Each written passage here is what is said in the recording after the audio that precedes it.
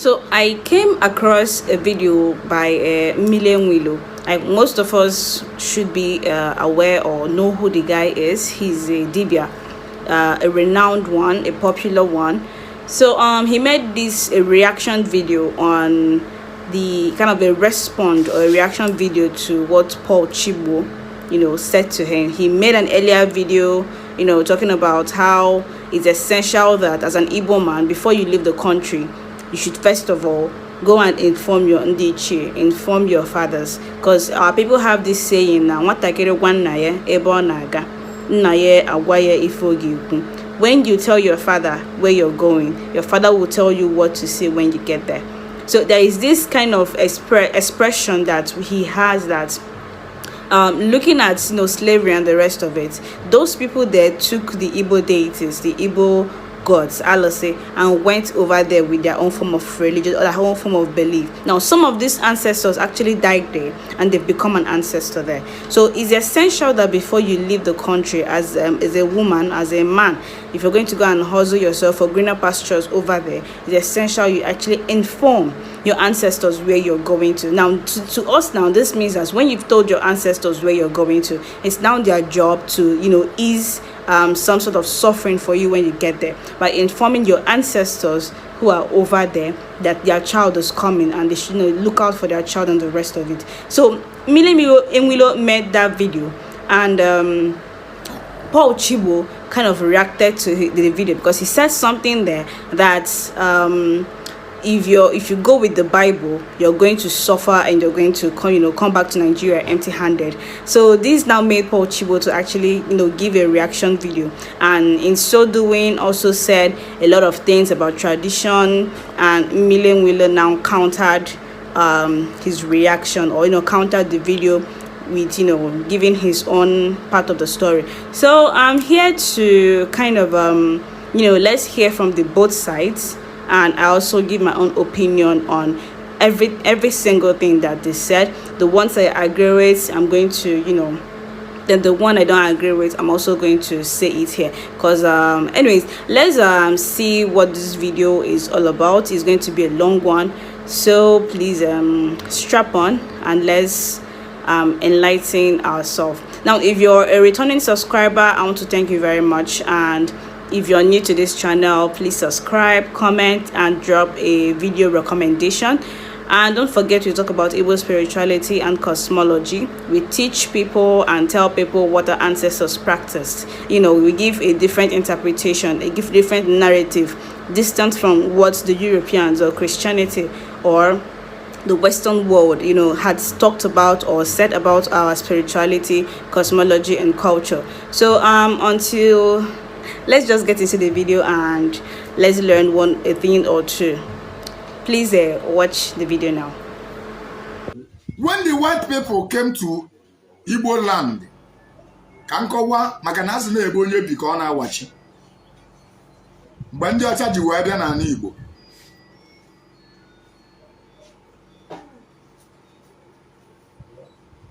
Fanele anya wee fụ na ife anyị kachacha asọpụlụ. Onye anyị kachacha asọpụlụ anya na-ekwu ya yala onye ọzọ bụ Chukwu okike abịa mma. Ndị ọcha si na abịala ikuziri anya otu esi ekpeli Chukwu. Ndị ọcha si na abịala ikuziri anya maka Chukwu. Mana before the coming of the white people, we have been already serving God, and we are very good in terms with God. Anyị na Chukwu dị n'ezigbote mma. Mmenye gị proofs. Mgba gị ka ije check anya.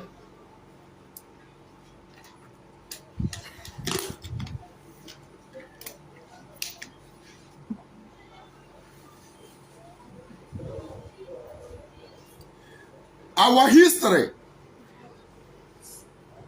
Ndị ọcha abịalificha anya. Wee welu nke ga-efebọba. Nke ga-efebọ chiga. Nke ga-efebọ their evil mission. We place yala anyị. Kedu daga nke nya so ba bịa keza afia. Nketa ka nji wefu iru gị na ka ebe ọ nọ.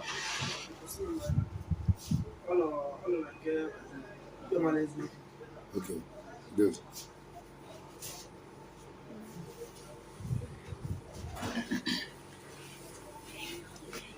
ọcha well our history feature. The only history ba na-agwa anyị bụ nke before the missionaries. Father agwa anyị sorry, after the missionaries. Kaba na-agwa anyị, Father agwa anyị before the missionaries. Before the coming of the white, ndị ọcha fichara ya, fatore ịkọla anyị maka ya. Ndị ọcha bụ an enemy of our ancestors, an enemy of our past parents. Ọ bụ na ndị ọcha ji ezigbote ife dị 20 wee bịaba anyị, mana ba ji ajọ ife dị 2000 wee bịaba anyị. Asịrị m na o nwere ezigbo ife family. Mma agwa gị ezigbo ife ndị ọcha mere, mma asịrị ọrụ gị asị. Ma mma agwa gị ajọ ife ndị ọcha mere anyị. Or you listen to history. Maka ndị be anyị na-amarọ our history. Number 1 bụ na our greatest enemy ndị ọcha mere anyị, o wee bụrụ the greatest enemy of onye Igbo today bụ our savior. Ndị ọcha mere anyị, our greatest enemy bụrụ our savior n'aka ndị ọcha mgbe ndị ọcha bịara gaba gbusisi anyị. Kedu onye dị ebe ahụ? Our greatest enemy bụ our savior. Anyị kwesịrị ịdị na-echeta as our personal Lord and Savior bụ Ekwensu. Ekwensu was our savior. Ekwensu stood when nobody stand for us. Ekwensu was not one of the angels out to the Mmiri Enwe according to the book, the story book of Ndị Ọcha. I want to clear you with history that they never want you to know about you. Ekwensu was never one of the angels they threw out from the heaven. Ekwensu was idol. Ekwensu bụ alụsị ka ọ bụ. He's a protector. Ekwensu bụ a warlord. Ekwensu bụ a warlord. Ekwensu was never an evil spirit. Ekwensu bụ ọzọ onye mgbe ndụ na-atị ya ụtọ, ọzọ onye na-enwere onye ya egwuli ya. Ekwensu bụ ọzọ nwa ogbenye. Ekwensu bụ our Supreme Court in the olden days before the white changed our history. Ekwensu was never an evil spirit, but they changed it. They now tell you Ekwensu no. They now change your mentality against Ekwensu. Ekwensu was never an evil spirit. If you want to know your history, I don't call you here to argue with me. If you don't want to hear, argue with your keypad, argue with whatever thing nature you may argue. Let me tell you the history behind the Ekwensu.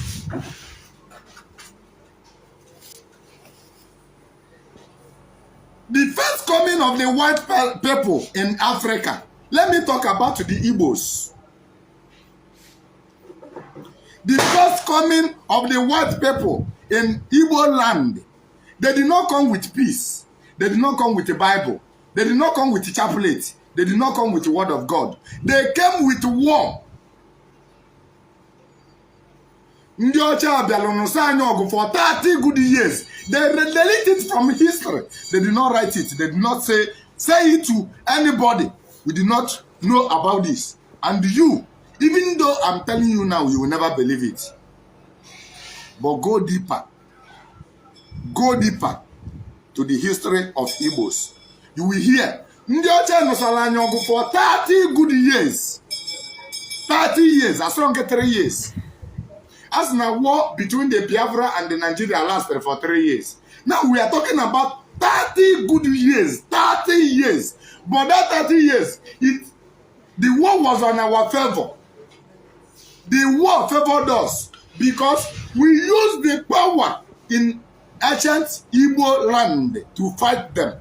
Number 1 power is Ekwensu. That's why Ekwensu was the greatest threat to Onyocha. Oji will turn all your mind, turn everything about you against Ekwensu. I need the power of Ekwensu to defeat them for that 30 years. We killed them. They were coming and we are killing. They were coming. We were killing them. February more than February. Cambodia, Gambela was a February 2000. As Igbo as a whole, Mbuizi Babulanibo, their first coming, Bata, because first as a map. First as map. Then, first you know what, where gas and ebenina, Gano Bolo di Chicha, where Batalua. Na Mmiri Kabasi where Bata. Before the coming of the whites, the first one. For the mineral resources in Africa, for Mechalebia well at last. Gold and diamond in Africa, Ghana, Africa.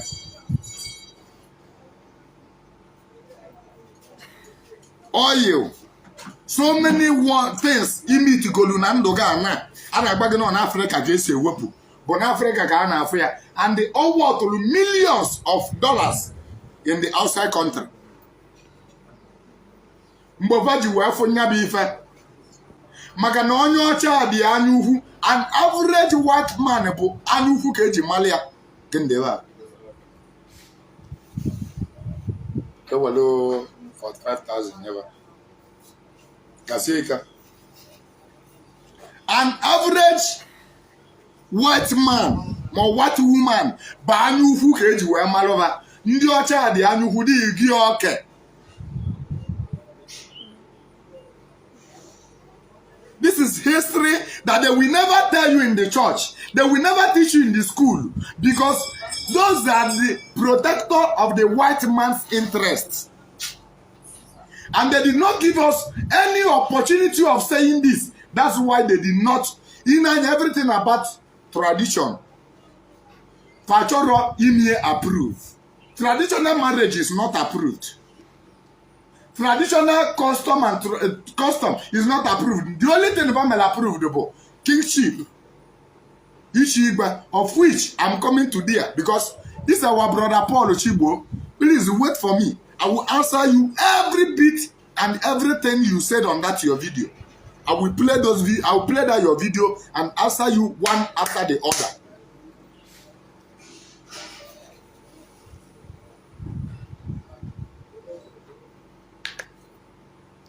Mgbe ndị ọcha batara be anyị fa chọrọ iji war.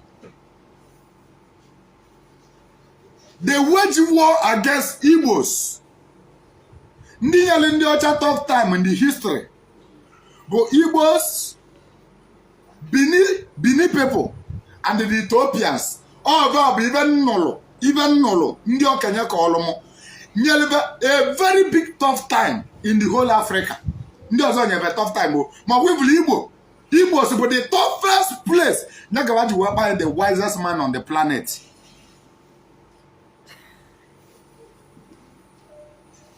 Mgbe ndị ọcha sendere spy ka ọ bịa n'ala Igbo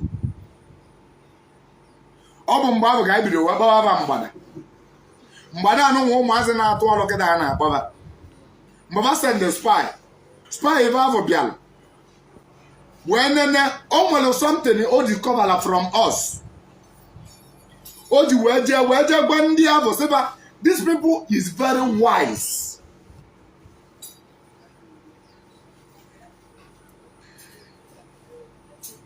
Ndị ọcha bịara be anyị according to them onye Igbo chụọ nta chụcha nta bute anụ ọ batalua fadị mmadụ ise maọbụ ịsaa eweta akịlịka egbukọta akịlịka afọ ọnụ ndị Igbo etisi isiwe na ogbula akịlịka eweta okuta mmadụ ịsaa ahụ anọ akịlịka okilikili eweta okuta ewe na-echi okuta anyị echigide okuta no matter how many hours echiri okuta enwula ọkụ ewela akịlịka ụwasị ya n'elu ọkụ enwube eje wetasịa nkụ tinye ya ewela anụ arụ ọnya arụọ obi esi ya fasicha anya fa wee lie mana mgbe bajelu na ndị our neighbors pass na our neighbors na abụ of which na the proof of it our neighbors na abụ bajide anụ fasa anya akpụkpọ ọ bụ na fasa anụ abụ akpụkpọ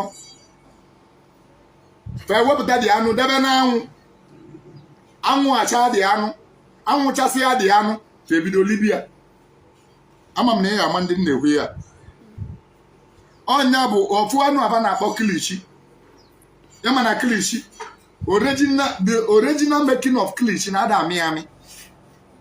Kilichi bụ anwụ na amị.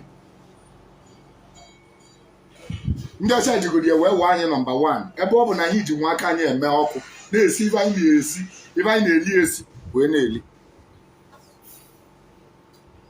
Mgbe ndị ọcha mgbe the aspire iji zu wee bịazi anasị anya na be anyị fụsịa ife anyị were fụsịa our mineral resources wee nachi ya azụ wee je gbaba.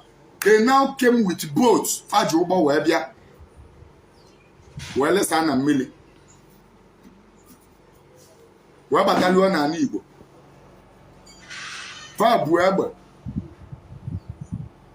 and so many things ba ji anụ ọgụ. Fa bataluo ebe agba anyị egbe ndị ba kwudere na mmiri. Fa gbagbulu so many people na mmiri ahụ before the ikolo eji anụ ọgụ wee daba n'obodo. Ikolo na-ada ebe a ikolo na-ada ebe a maka na ba niile galia at the same point at the same time ka ba niile ji wee baa. Fa chọrọ ka ba buru Africa capture ọfa maybe that slavery ba mecha anyị at the last. Mgbe ikolo daba eweje maka na ikolo ọgụ daba obodo ọbụla ejeje bupụta ebe ba ji anụ ọgụ. Ibe eji anụ ọgụ bụ alụsị. Alụsị ebe eji anụ ọgụ na Igbo mbọsị ya bulugbo abụ bụ alụsị a na-akpọ ekwensu nya na Igbo n'ogwugwu. Alụsị a na-akpọ ogwugwu, alụsị a na-akpọ ekwensu na alụsị a na-akpọ Igbo ọnya ka ndị Igbo ji anụ ọgụ. Then we rush in anyị wee je bupụta ekwensu wee lekwa ekwensu otu esi elekwa ya wee lekwata ekwensu wee pụọ ọgụ. Anyị welu ibe eji anụ ọgụ na Igbo arịa m up to today. Obodo ọbụla welie anyị wee lekwasị ekwensu wee pụta wee banyesie n'ime warriors wee were anyị. Mgbe ọ bụ ka onye ọcha na-agba ọgbọ anyị egbe ọdaza echi, onye ọgbala egbe ọdaza aba, onye ọgbala egbe ọdaza aba. Warriors apụta anyị wee gbuga ndị ọcha. Mgbe ọ bụ ka a na-agba gị na isi onye ọcha adago anyị wee gbugide ndị ọcha wee gbugide ndị ọcha wee gbugide ndị ọcha. A na-egbufebe a na-abịa anyị na-asị na ndị a na-eme ka mgbada na a na-egbufebe a na-abịa ndị a na-eme ka ewu a na-egbufebe a na-abịa. Anyị wee gbugide ndị ọcha anyị gbugide ebe pekwere accept to defeat maka ife anyị ji egbube abụrụ egbe baba na-agba anyị egbe. Ife anyị ji egbube bụ ụta na mkpesị. O nwere ebe a na-akpọ mkpesị nya na ube onye ka anyị ji egbu ndị ọcha anyị ewere egbe mbọsị bulugbo.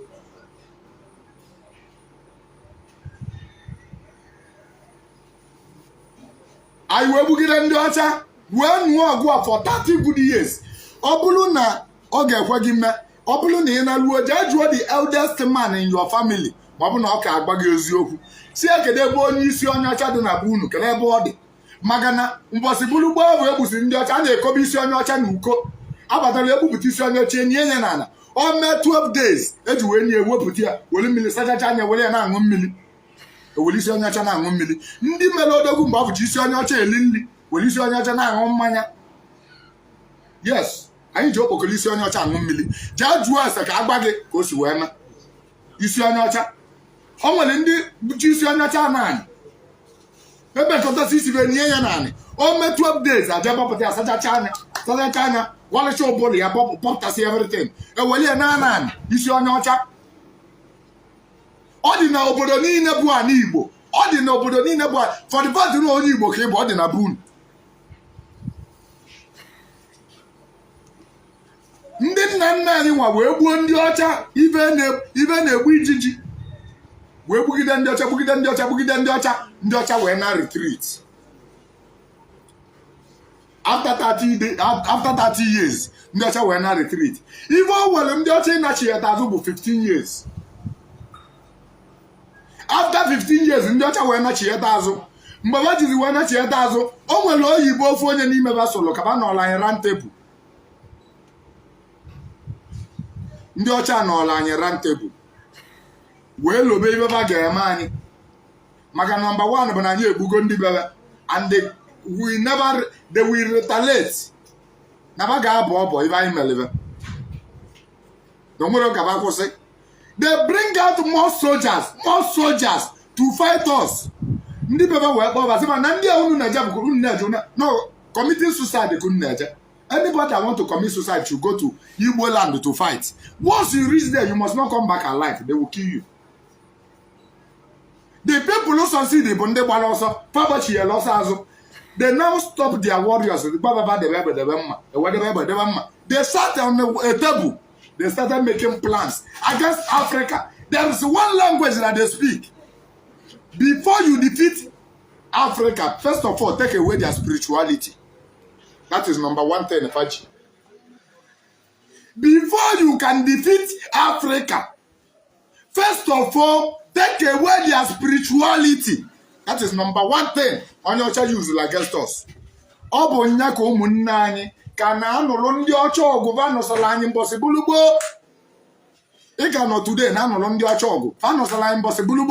One family get down on Odinaani Igbo na Jaroka. More Jagaderoka. At the Apostolic Mijoka na 2014.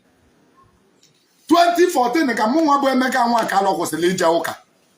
Ebu Moka Nisi, I'm a prayer warrior on a mountain of fire. I'm a leader na block rosary in the Catholic Church. I'm a charismatic na Catholic Church. On what river Basalo Kega Guamo. Ije Gwabada second of Wegesika. On what river Wagin is Sika. Let me tell you one thing. Ndocha Watale and a bunch of lie. Bunch of lie Kavaji will defeat Yani. Can you give us a wamia? Found on another round table. Where be the way discuss over if ever get an African man to reduce his spirituality in order to conquer them. And they later succeeded. They later succeeded. Can you give us a wamia? Fabian Wesley, let them tell us something that we know.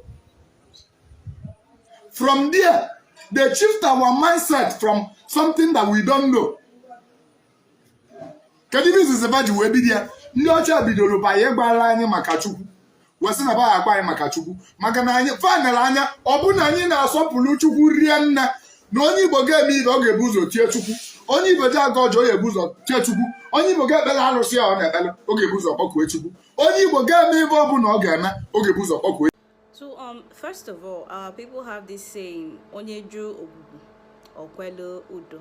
Now what Mmiri Enwe Ilo said here, when he said that if you're from a particular place, Odinaani Igbo, and you've decided not to do what your people do would actually kill you. Now some people will see it as some sort of an insult, as some sort of a threat or whatever, however they see it. But if we are being honest here, we need to understand here is that your surname, your family house, wherever you're coming from, there are primordial spirits, there are customs, there are laws that are guiding that region that prohibits you from doing or participating in one thing or the other, like cultism. Most of the Igbo tenants prevent this thing called cultism. That's why we have concept of a Obonuke. Now uke is a negative energy on its own. Now when we look at Obonuke, the Obo here means a group of friends. Obo ndo to Obo. Now Obonuke becomes a sort of a negative energy that is inherited from a group or a gathering. Now cultism is a very strong factor of Obonuke. People that do anything called cultism, they engage in all sorts of wickedness. They kill people. They participate in promiscuity, immorality, and the rest of it. Sleeping with one another and the rest of it. Now, all those kinds of energy can be harnessed within that group. An individual may somehow involve himself in one sort of negative energy, brings that energy inside a group, and every member of that group would inherit from it. So our customs and laws has already been instituted to prevent it. Now, to an extent, when these people don't actually know what is happening to them, in their later years or in their later life, this obonuke, this energy becomes a dangerous energy for them. Because some of them, it could lead to their death, it could lead to some sort of misfortune. So when Mmiri Enwe Ilo said that, Ibulonyi Igbo, and you've decided not to do what your people are doing, it's going to kill you, he's 100% right. Because not just in an aspect of cultism, even if as an individual you never participated in anything cultism or any form of cultism, but for some reason you've decided that your ancestors, having this animal conservation, or maybe your people conserved animals like python, monkeys, or snail, and you decide that you're now educated, that you've now becoming enlightened, that because you think that our ancestors didn't know better and you've decided to eat that kind of animal, that thing could result to your death. Because one, you don't know why they decided to conserve that animal, you don't know the history, you don't know, maybe primarily your ancestors instituted, they used that animal to institute some laws in your land, or some deities, or some primordials. And when you engage in feasting on it, it becomes a problem to you. Now, to some people, or in some locations like Nnewi, if you kill a python, there are some laws, there are some things you should do. And when you do not do them, it becomes another form of problem to you. So this actually justifies what Mmiri Enwe Ilo said. Now, another point that he made here is the concept of Chukwu. In some of my videos, I've said that Ndi Igbo, we've always known the existence of God. We've always known what God is. Look at the names we answer. Even before these people came, I started saying that some villages that have their name attached to one particular kind of allosi should change it and be answering something like Umuchukwu. Already, their community is answering that name, Umuchukwu. So to us here in Odinaani, we believe that God, that Chukwu, the concept of Chukwu, is all-knowing but not concerned. That's why we have the concept of Ezumezu. Because we believe that God has created your Ezumezu, your Chi, your Agwo, even Alose, because Alose falls under the authority of Chukwu. So this is our own interpretation. Now, Christianity came, what they did was to convince our people that there is a need for them to skip these processes and go directly to, have a personal relationship with the concept of God. Now, all over the world, you see people having different kind of accident or misfortune with a group of people, and they come out and they will see that God saved them. Now, what about the rest of people inside our bus? Is it that God loves you more than God loves those people? It still doesn't make sense. So to a proper Igbo man that believes in the concept of Odinaani, would say, Chima Zogom, my Chi has saved me. My Chi would provide for me. My Chi will become a protector. Now, when we talk about Chi, is a personal relationship we have with an entity we regard as the creator, as your creator. Individually, that's how we look at the concept of God, Chukwu, Ezumezu, and the rest of it. Now, our relationship with God. If we want to pray as an Igbo man, Igbo for the Igbo affirmation process, for you to start that process, you need to call on the you need to call on the concept of God, the concept of Chukwu. You start with Chukwu Okike Biamanzu. You're first of all calling on the essence of Chukwu, the essence of God, to come and first of all start the day, come and be with you in spirit. Now, the Imanzu there is a symbolic aspect of it, but the intention behind it is you telling the essence of Chukwu to come and join you in spirit as you're about to start your affirmation. That's how we pray. Now, our relationship with Chukwu is such that we believe that the aspect of Chukwu is ever present in everything created by God, everything created by Chukwu, everything in nature. We believe that even a long hunk of wood, has an aspect of Chukwu, which is the Chi. Even an Alose, because most times when we go to any Okwa Alose, before the Ezemo starts the day, above calling the deity that we are in his Obi or her Obi, the Ezemo would first of all call Chukwu. Now, this will show you that deities fall under the authority of the concept of Chukwu. Now, he says something about Ekwensu as being our greatest savior, which the Europeans believe that Jesus Christ becomes their greatest savior. Now, it may be a very discomforting truth to people, but the truth here remains that Ekwensu here is not God's or Chukwu's arch rivalry, but Chukwu's enforcer. When Chukwu gives a decree, whether to man and spirit, it's only Ekwensu that ensures that the will and mind of God is made possible. Now, another aspect of Ekwensu to us here is our regard to Ekwensu as the deity of a war. Wherever there is war, there is need to consult this deity, Ekwensu. Now, in some other angle, Ekwensu can be attached to the concept of Alose. We have concepts or names like Ekwensu Mkpokpa, Ekwensu Ogugu, Ekwensu this, Ekwensu that. This proves to you that Ekwensu on its own, being a god of war, a deity of war, it's also a violent energy. Now, once you've gone to all these deities or shrines or to any deity and make any supplications, they would refer you to the deity Ekwensu for you to involve the violent aspect of it. Now, I've seen it manifest in some instances, which I wrote in my blog. You can check it out. A date with Mbokbo Chiog. There is how it's manifested there that made the people there to affirm, or made me to affirm, how violent this entity of Ekwensu is. Let's continue watching this video. Ndị ọcha wee welu Chukwu wee bata anyị ime. Wee sị ka ba kụziela anyị maka Chukwu. Ndị ọcha wee sị ka ba gwa anyị the things na-emere exist. Ndị ọcha wee chọ ka ba kọọla anyị otu Chukwu si wee kee ụwa. From there, started writing books. I don't know how many years it take to write this book, but it was them 15 years before coming back to Africa.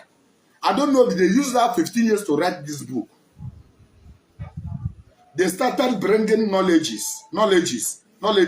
Oh, talk about whether I think the book of Moses, or Delia, I think the book of Onion, I'm going to cause that. I think the book, and well combined the whole hour. Even booze away, they never booze away the Bolanian Bobo. New Testament, after the writing of the New Testament. For wherefore, now that New Testament, I am fully convinced about the New Testament. They now divert whether then the Old Testament methodology. Kadu goes to where methodology. Pajaja will our culture and our belief with Yanimia. Ibala said in the Old Testament. Pasagina onion nap bellalose, onion nap bellalose. You know, auto wine in the Old Testament. Our culture Cabana Elania were then and the Bavada not to wine. The Bavada bellalose. But where was living in a wedding at that Old Testament? We put a line. When I see a thousand as on your way, well, when I'm Mauji, where you whatever, where you go back on, where you lose water, where by never the missionaries. Mbaba Odinaani Igbo na na-agbaba na ọgwụ ofu ndị a nụsara anya ọgụ mgbaba asị mba na ba bụrụ ofu ndị a na ba dị very very far away from ndị nụsara anya ọgụ na ba bụrụ ofu ndị a na ba bụ the missionaries. Judge what the eldest man nọ na family gị jụọ onye ma nwere mgbe ndị ọcha nụsara anya ọgụ before the coming of the missionaries. They are the same people. First anyị map. They are following the map one step to another. Pagan kafa mark here, pagan kafa mark here. But what were the missionaries who were batazi anime? Missionaries ready rebel. Missionaries ready any weapon who were there. Pacho balaka bono chele chapuleti ilu water. Where batana Africa. Mbawa batale. I na to mojorin nega iji wanyaba na naval forest. Magana nye ma yendi kambu melani. Judge was even the missionaries are na naval forest. Kabasa na mabele igbala maka obebechi na ebeba ji we gole ndị nna nna anyị maka agbala na abara igbala maka Chukwu I was bamba almost something agbala anyị but we see anyị they came to save us no nwere ndị no mobile oge no nwere ndị ga-abịa echi anyị ọchịchị nchigbu na ndị ahụ ga-achị anyị ọchịchị nchigbu abụ na ọ bụrụ na anyị asụrụ asụsụ aba na-asụ na ndị ahụ ga-achị anyị ọchịchị nchigbu na nwere ibe anyị ga-emeta n'aka ba na ndị a kalịla anyị karịa ife ọbụla no chikwu okike abụ baya kụzie maka ya na onye ji ese ewu anyị n'aka ndị a na-abịa echi anyị ọchịchị nchigbu a na nke izibu na faya kụziri anyị asụsụ ndị abụ na-asụ ọ ya abụba na-asụ asụsụ ahụ ka anyị na-anụ ihe ọba na-asụ ọ bụ nye bụ listening ear ndị Igbo nyere ewenyebe anyị ebe ba ga-anọ sị baba nọdụ mgbe ha ji wee nọdụ ebe ahụ ndị a wee si n'ime wee banye na ndị ọ nwere ndị a na-akpọ ndị osu na oru ụbọchị bulugbo maka na fachenjila wa history gbazi anyị na anyị nwere ndị anyị mere outcast na nwere ndị anyị gbakọtara azụ ndị anyị kpọrọ osu ndị anyị kpọrọ oru na anyị na-emegide bụ emegide. Let me tell you the history of osu na oru. Kalibe bụ osu to start with.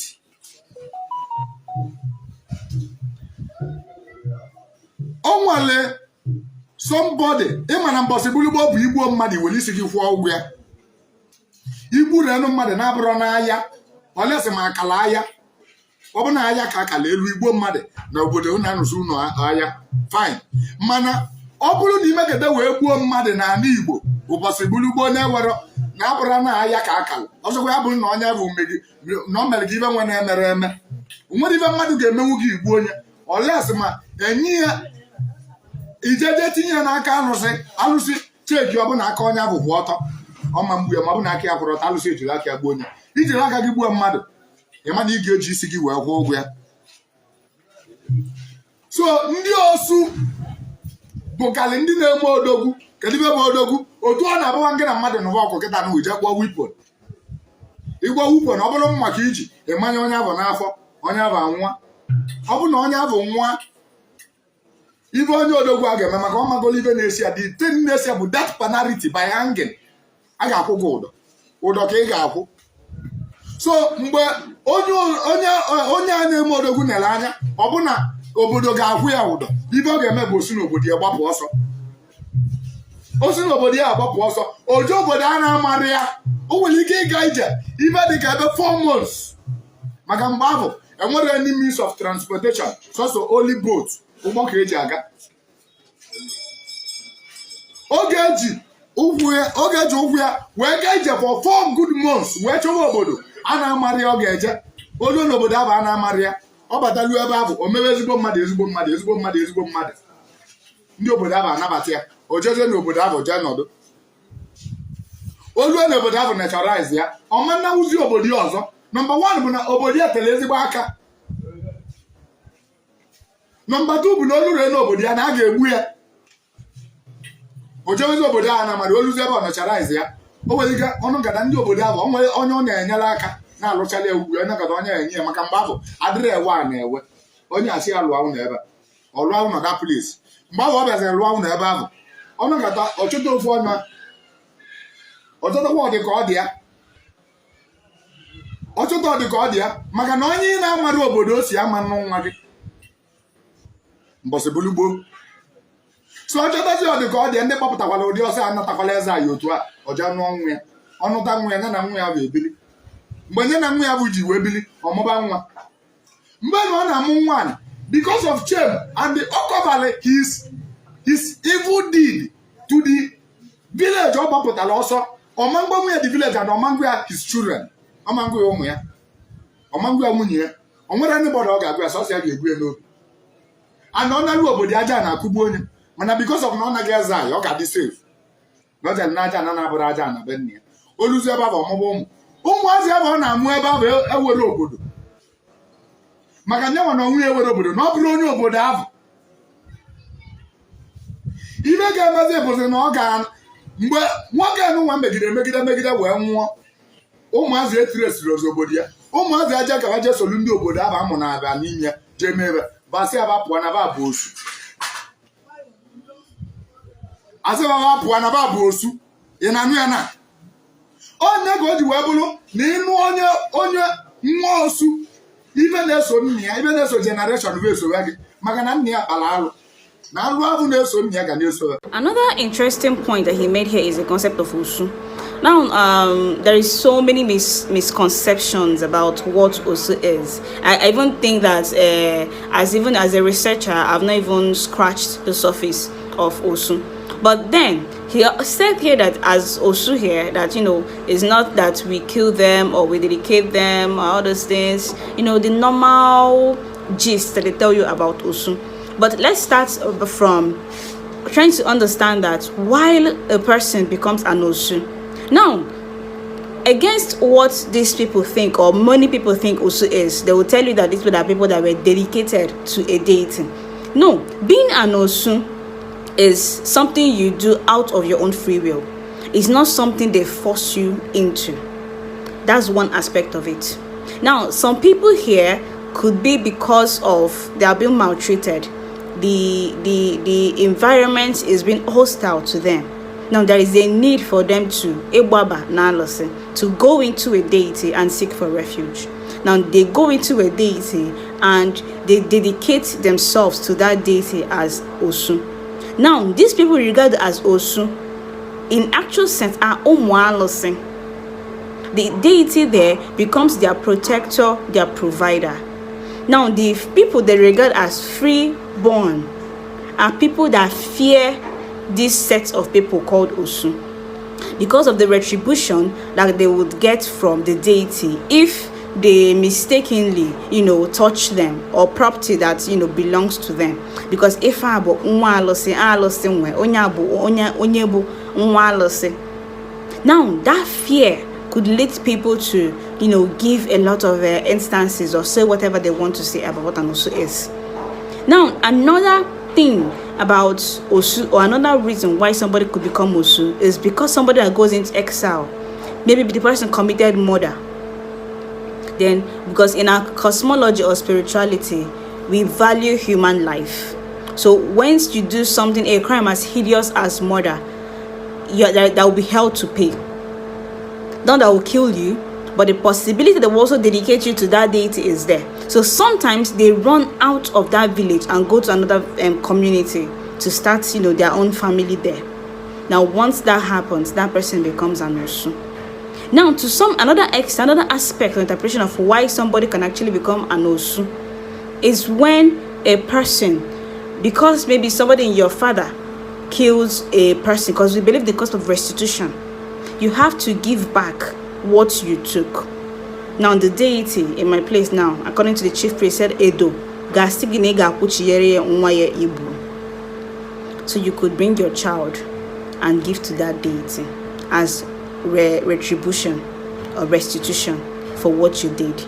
So once you get there, the child will be dedicated to that deity. Now, the deity would now see that child as his or her own. Now, the funny thing here is, few generations after, the best people, the most people that are very affluent in society now becomes the Osu, and not even the Wadiana or the freeborns. Now, that's the irony there. And that's how to show you the goodwill of deities. Because most of them, once you serve a deity, in your next reincarnation or your generation would not, they will not be in ruins and they will not lack. Now, that's one aspect here. Now, there are also that other sets of people, like the people we refer to as Ohu, the slaves, people that they took after war, or because in our there's this in our culture, once there is a war, and after the war, the victorious community would give, to restitute that other community, their men and women that were slaughtered, they would give, send some people to them, and so a way to keep the peace and the rest of it. Now, some of the people that they took during the war could be used as people that they would dedicate to a deity, to serve that deity, to clean up the environment. Now, what now happens? These people are meant to serve for a period of 7 years. And after that period of 7 years, they will be given a proper land, and they will now be given the free will to choose a wife from the Osu and the Owu. Once they do that, then they could marry, set up their own family and the rest of it. Now, to me, I believe in evolution. If you're here with me, you will know it. There's a post I made about Osu, and I consulted a friend, a mentor, and he said that in his community, they don't have anything like Osu in their community. So it's not every Igbo community that perpetuated this culture of Osu and Owu. He now also said that if peradventure that a man from that community goes to another community to get married and that person becomes an Osu, or that person is an Osu, that they would use the Ofani, their community Ofo or Ofo Obodo, to cleanse that person. They do some certain traditional rites, and the man will be free to marry the woman. So these are dimensions, these are aspects. So let's continue watching this video. Aja na amaroba maka obura aja na obodo be kabanu. Aja na ava man kubuve. O menete no this scot free. Osu weliki ijekwu obodo mmadu se ba no debe ogbugwu mmadu orochi ejekwu obodo ozo. Then no dokwa ebe abu. Onwere be gesi we trace ya. Osu welike ogbapụta so n'obodo a ebe ọ natala eze ya ogbuo mmadu jebe ozo ogbuo mmadu. Before you na ma ogbuo mmadu 5 na different villages. Maka na obala mmadu na aba mmadu anya. Odezi abebe. Number 1, that is Osu. Number 1. Ọzọ bụ onye gburu mmadụ je kwa arụsị mbamba. Maka na onye ọbụla ọsọ chụwa wee gbana na arụsị. O nwere arụsị ọ ya abụ ịgbana na ya wee sị ya zọba gị. Arụsị ya bụ azọba gị. Mmadụ ama mmetụta gị aka kama na ebulugo Osu a na-asọ gị asọ. E were Osu arụsị. Onye ọbụla asị gị na ọ gbana na arụsị were ibe o melụ. Obodo ji wee chụrụ ya. O nwere ibe o melụ eji wee chụrụ ya. O wee gbana na arụsị. Davido. Balumu Davido.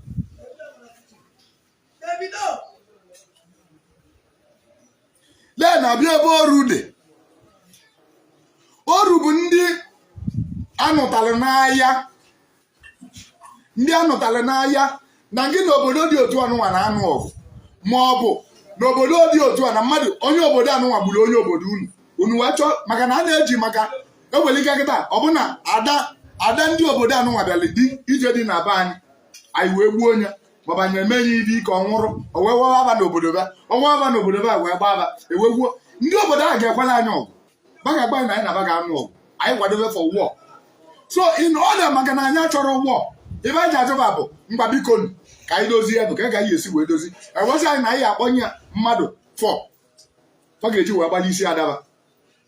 Mmadụ 4 anyị ga-akpọnye be bụ nwoke na nwaanyị, nwoke na-abụ nwaanyị na-abụ, nwoke na-abụ nwaanyị na-abụ anyị kpọrọ ebe anyị kpọrọ anụ anya ịma na nwoke na-abụ anyị kpọrọ abụgolo oru n'obodo ahụ. Ịma na abụgolo gịnị oru n'obodo ahụ. Ọzọ bụ ndị anụtala n'ahịa otu ọ na-abụ eje ahịa ilu ebe ahụ onwe nwatakịrị ebụrụ ebe ahụ na nwatakịrị a ọsị gị biko ngegbunye mgbe ahụ adịghị egbu nwatakịrị eweje gbuo nne na nna ya ọnọdụ na-ebesa akwa idulu nya bụ nwata ike gwabụ na ọ pere mpe ikutele nwunye gị azụrụ ya nwunye gị zụrụ ya azụcha ibe ọ bụbụ gịnị oru ọ bụrụ onye obodo unu.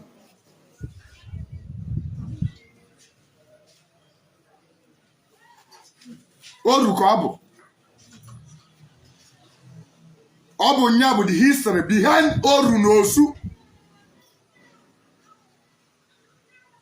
O ji wee bụrụ na ebe a bụrụ ndị be anyị ibe ma ndị be anyị ji asọba asọ bụ na ibe nke bụ a free born mel Osu ime enye a na-ejide gị bụ ime ajọ ibe mana Osu ma Oru menye a na-ama njide ya maka na ọ bụrụ na obodo ya sọsọ ebe ọ ga-eme ya ọma nna free bụ na n'obodo ya. O nwere onye ọbụla a mụrụ n'ụwa na-ewere obodo kama na ibe achọpụtara ya na be nna ya. Ibe achọpụtara ya be nna ya. So ndị ọcha anụnwa bịara wee banye ndị Oru na Osu nụnwa ime maka na anyị na-asọba asọ bụrụ na anyị na-egbuba anyị adịghị egbuba onwere ndị bụ ate na anyị na-emebe nọ anyị ji because of anyị na-aba ama nnụkọ di na nwunye maka gịnị ịnụ abụ ọ bụla a problem to your family. Ụbọchị gbulugbo ịnụ sọsọ ọnụ ndị na nwere ike ibulu enyi o unu ga na-emekọ mana ịma nnọba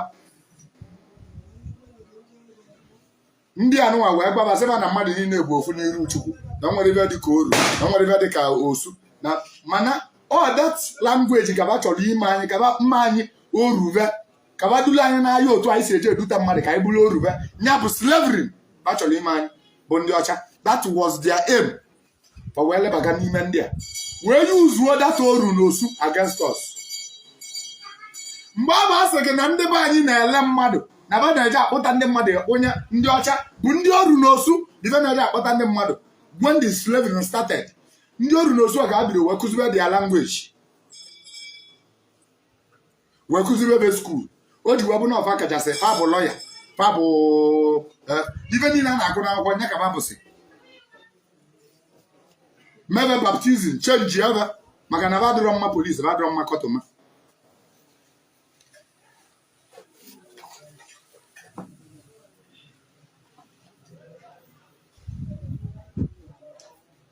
ka m banyegodu na the talk brother Paul Chigbo ka ụnụ n'ife o kwuru a na-agba mmezi ya na-akọwu ya obele obele mma na-akọwu ya obele obele ma ọ bụ na ọ na-epuli enya kịta nke ọ bụla o kwuru ntụpịala ya anya ka m gwa ya tens ife ndị ọcha maka na ọ sị na ọ bụ na onye ọcha ga-ana o were ife niile o wetara bụ ezigbo ife wee nara mma gwa ya nne m ndị ọ ga-adịrị mma ga-alụ n'ụwa ka onye nwaanyị gọzie gị na nke ọ na-adị mma ị na-eme ụba aka gị ọtọ ọganiru gị bụ iwu ka ọ bụ afa m bụ brọda Paul Chigbo enwe oge gara aga m kọwara ụfọdụ ife gbasara omenala ndị adịrọ mma ndị ụka akwadoro na ndị ụka kwadoro m kwujere nwanne anyị nwoke n'agbanyeghị otu o si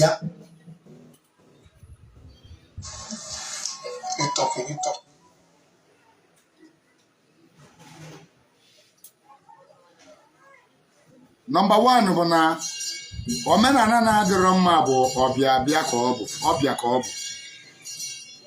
brother Paul Chigbo achọrọ m ndị maali ya kava menshọn afịa na mụ chọrọ ịkọwali ya tins o kwuru n'ozi a omenala na-adịrọ mma bụ ụka kaba solu wee bata na mgbe ụka batalụ ajọ ife dị iche iche wee solu ya wee bata ụka wetara anyị ego ndị be anyị ji agba ọgwụ ego kịta anyị adịrọbụ eyuzu ego mbụ ife anyị na-eme bụ trade by barter. The greatest problem anyị na-enwe kịta bụ ego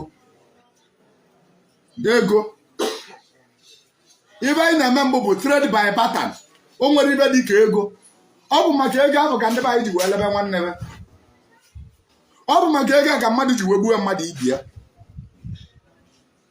so omenala ibe chọrọ ịgwa gị na bụ ịsị na o nwere omenala ndị na-adịrọ mma omenala ndị ahụ na-adịrọ mma bụ n'ọnụ ndị ụka ka o si o nwere omenala na-adịrọ na mma ọgwụgwọ ọgwụ bụ ka ndị ụka batalụ ka ọgwụ ji wee bido wee gbawazi ọgwụ gbube mmadụ kọwa nsị ma ọ bụ na ị chọọ irifere m na ọnya bụ omenala ndị na-adịrọ mma mgbago on pụlụ enyo ka onye nwaanyị gọzie gị na nke ọ na-adị mma ị na-eme ụba aka gị ọtọ ọganiru gị bụ iwu ka ọ bụ afa m bụ brọda Paul Chigbo enwe oge gara aga m kọwara ụfọdụ ife gbasara omenala ndị adịrọ mma ndị ụka akwadoro na ndị ụka kwadoro m kwujere nwanne anyị nwoke n'agbanyeghị otu o si akpọrị ndị ọzọ omenala ụka na-akwadoro bụ ndị na-efebọrọ ụka ndị bụ etreto ndị ụka omenala ndị ụka na-akwadoro bụ otu anụnwa alụsị nụsalịba ọgụ mgbe ba bịara igbusisi anyị fa kwadorozi alụsị ọnya bụ omenala ba na-akwadoro ndị ụka si anyị na anyị na-akpọ isi a na-enye alụsị ndị be anyị ada akpọ isi a na-enye alụsị so omenala ụka na-akwadoro bụ alụsị ya bụ nụsalịba ọgụ ọ bụ enemi to ndị ọcha ya bụ omenala ụka na-akwadoro pụlụ enyo mana mma ada onwe ndị a zụrụ with a culture of respect amụrụ m akpọ mmadụ iyi maka ọ bụrụ ịdọbichi ụda ada adị mgbe mmadụ onye ya chụpụrụ gị ewu na ji echi nọ na mụ nwa ada agbanwe nkata wit onye na-adị toxic onye na-abụ na-ekwu okwu ọ na-akpọ iyi na akịrịmọni obi inu ada m ekwu nwa okwu maka ọ na-ebute argument. I engage in dialogue. Ada m emewe arguments. Fruit of argument doesn't come from God. Oge m mechara ihe onyonyo a ụfọdụ ndị jụba ma na comments na m asarọsi ife nwanne anyị nwoke Mr. Matthias Ezeakụ gwa mụ na o finishiri m ebe a dịka nsikwu enwere okwu ada asa and enwere ụdị ife nke bụ eziokwu na mba anyị n'ife omenala enwe sometimes m mee lecture ya maka afụna m ebe ọ madebere fụ ebe ọ fụdebere ma ọ bụrụgodu ndị nna nna anyị nwee ndị banyere n'ụka nọrọkwa na-eme ife omenala dị mma ndị ụka kwado. Ana m agwụ nke bụ eziokwu, mmadụ ama nọ n'iro si anyị na ọ na afaịtị ụka, eche faịtị ụka ịbata ka edozie ife adịrọ mma n'ụka, esi na ụka ama adịkwanụ chaa otu isi wee ghọta, mana nna nna gị ha rapụrụ ụka ọ dị. Ụfọdụ achọrọ ije na-emebe omenala ha n'ụdị traditionalist, ndị chọrọ ije ụka nọrọkwa na ụfọdụ ife omenala nọrọkwa nke dị mma. Omenala ndị dị mma ana m akwado ya. E nwere ndị igwe na-eje ụka, ọtụtụ n'ime ha nche eme ha brainwash. Number one, ndị nna nna anyị was forced to accept Christianity. Ndị nna nna anyị fejere ụka willingly, afọs. Mgbe ajenda onye ọcha ji wee bido, kadibe ndị ụka ji wee much population. Mgbe ndị missionaries na-abịa ba paaki dị sugar, paaki ya sweet, paaki ya chocolate, welu mmiri, welu ife dị iche iche wee bịa.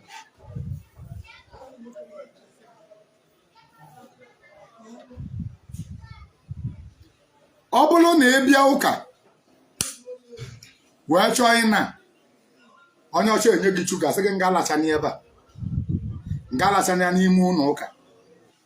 Ịmaba o ji sị gị alacha na sugar n'ime ụlọ ụka, iwe welu sugar wee tụta ndị ga-atụ akpịlị, gị welu sugar na ba n'ụlọ. Onye ọcha enye gị 1 cube of sugar, sị gị wele ya na anụ ụlọ, iweze sugar gbanaba n'ụlọ. Ịbata lụzi ya n'ụlọ, ị na-agwa ndị bụ unu sị ya ba bịakana etope sugar etonye ọnya ọlọcha otie ewuwe. Onye ọcha asị gị na ọ bụ na ịbịa ụka na-abịa abịa nyachi elu sugar na-abụ. Ejegwudara m ụka mgbe ọ na-abụ anyị jee ụka ndị ọcha esie rice. Ọ nwere ụlọ ụka dị n'obodo anyị ebe a mgbe anyị pere mpe.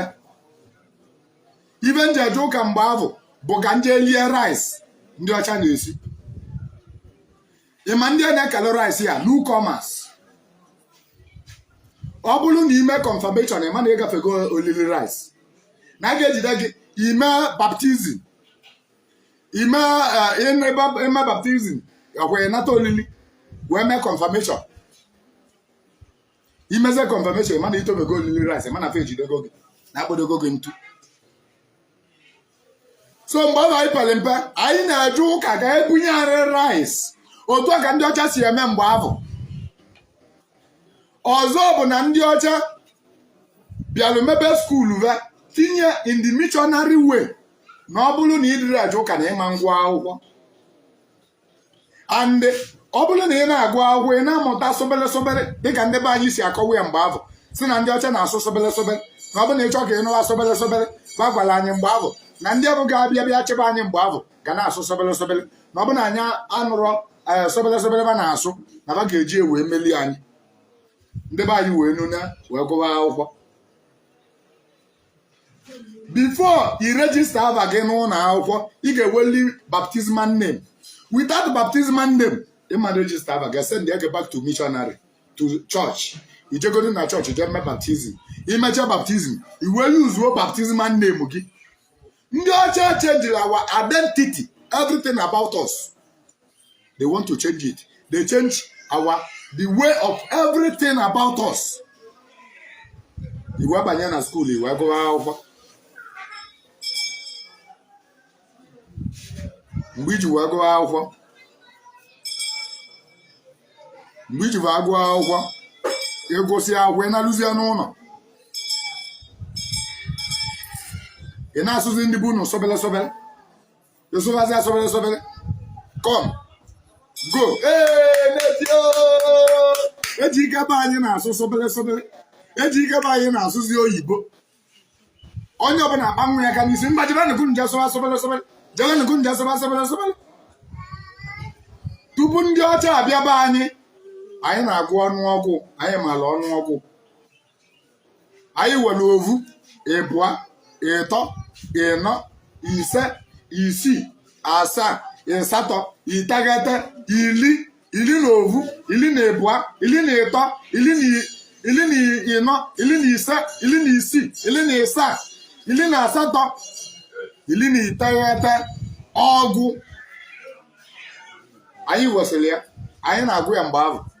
Anyị nwere our own way of writing tupu ndị ọcha abịaba anyị. Mbọsị tupu ndị ọcha abịaba anyị ka ndị ọcha wee ego maka na o nwere ebe anyị ji ego eme.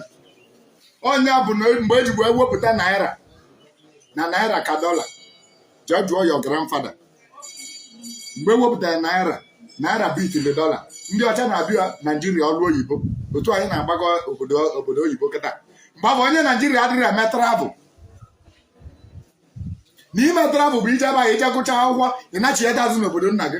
Maka na iwelu naira 1 naira iwelu na ego be anyị wee pụọ ebe ahụ. Ilu ebe ahụ mana ọsị ọgbakọ ka ego ga-abụ. Anyị kaba in everything. Ndị ọcha bụ anya ukwu kaba welu. The greatest fear of an average white man bụ unite of Africa. Ọ bụ na Africa unite ya ọzọ. A man na their power everything ga less. Ibe niile anyị na-asị na Buhari amarachi ma onye nna amarachi bụ ndị ọcha. Ọ na-eme anyị. Then back to the king chief, brother Chigbo. I don't mean any insult to my brother. Achọrọ m ka reason ya man to man and Igbo man to Igbo man. Achọrọ m ka nsọlụ ga ndị ịsakwa m okwu a ọ ga-adị m mma. Ọ bụ na ịsa m kọwalụ m ndị nke ịmakwa nna amarọ ọ ga-adịkwa m mma maka na knowledge is power. Now o nwere ebe ibutere okwu isi na ndị Igwe bụ ezigbo omenala ka m gba gị. Igwe abụrụ one of our tradition. Igwe bụ a borrowed culture. Igwe abụrụ omenala Igbo. Anyị were eze, Igbo ewere eze. Anyị were igwe mbọsị gboo. Ọ ndị ọcha nyere anyị igwe. Ibe wa bụ ụzọ wee nye anyị bụ warrant chief. From warrant chief they graduate to igwe. We don't have any king in Igbo land before. Can Ibe bụ ọchịagha, ya bụ great warrior. Ibe ọzọ Iwel bụ ndị nze na ọzọ, ya bụ ndị ichie. They are the deciders of ife ọbụla na-eme n'obodo. Ife ọzọ Iwel bụ Ezana. Kedu ife bụ Ezana? The eldest man in the village. Now, Fejikolu because of Ekwolo, ndị ọcha na-ekposa the eldest man in the village wee chiftuo ọchịchị n'aka ya tinye n'aka obere nwa family Igwe.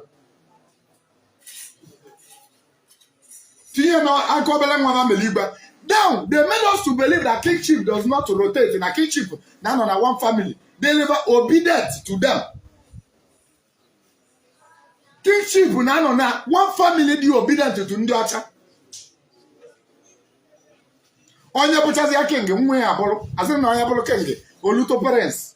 Prince Messia, oluto parents ọzọ. Prince Messia, oluto parents ọzọ. Fe wolu omenala na mena baba, wee wetala anyị. Jee na the royal home of Elizabeth. Ebe ahụ ka ọ dị apụ. Nya bive a wetala anyị be anyị. Ọ kwara anyị omume. O nwekwago esi wee kwa anyị omume. Maka na mgbe ahụ Ezana bụ Chukwu na-eme mmadụ Ezana.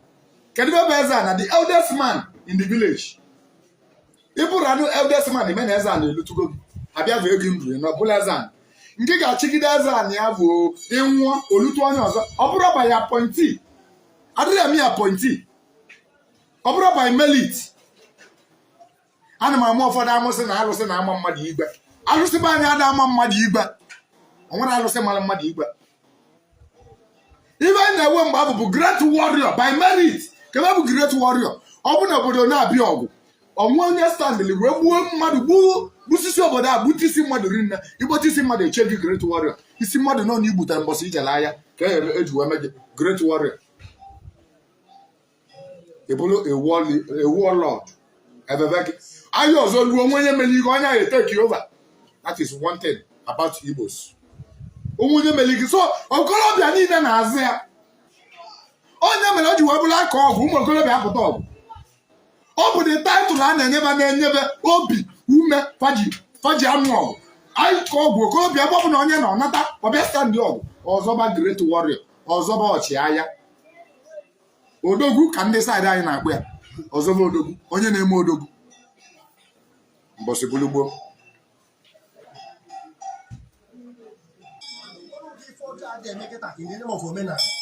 O nwere ebe ife ọjọọ adịrọ n'ụwa. o nwere ebe onye iro ejiri mmadụ alụ ọrụ nye ka mmadụ napụ ife dị na omenala akwụdobere n'okwu ya na-abụ ọ bụrụ fight ụka adachụ nchi na-abụ ofu oge he that pursues to that bit will end up catching up. Ọnwụ onye pastọ mejọ ma onye reverend mejọ.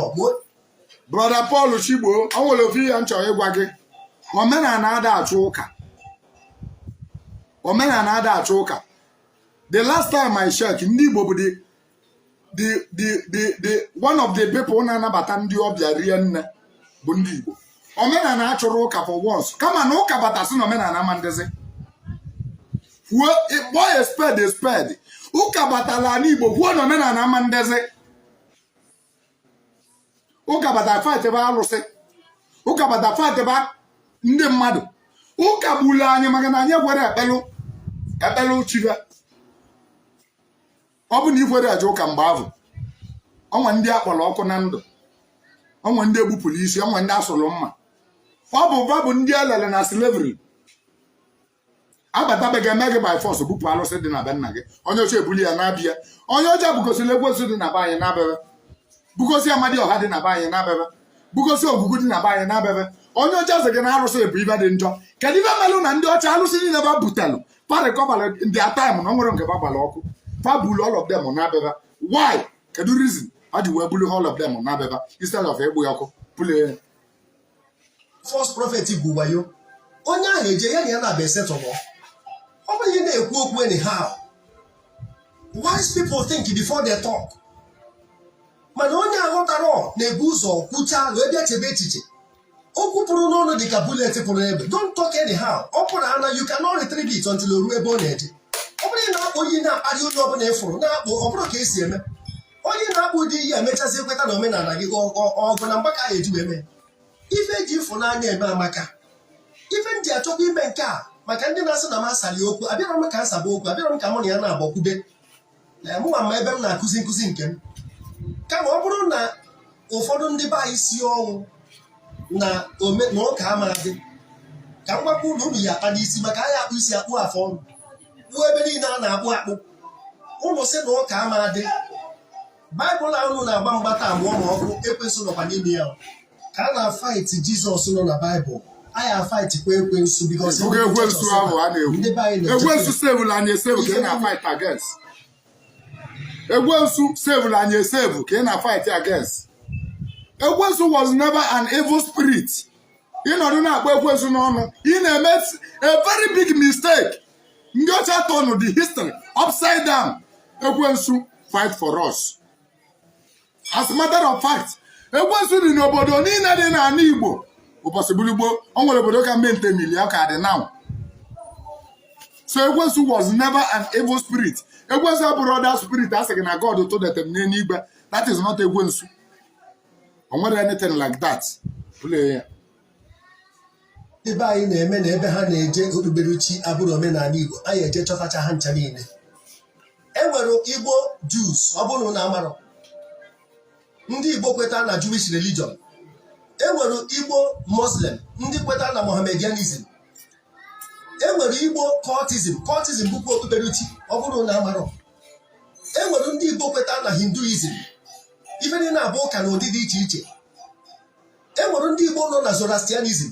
E nwere ndị Igbo nọ na Shintoism. Ife ndị abụcha belief dị iche iche. Ọ bụrụ sọ Christianity. O nwere ajụjụ sị ka njụa ndị ụka maka na unu ebidogo ọkwulu kịta ụfọdụ sọpọtụ sịrị ya.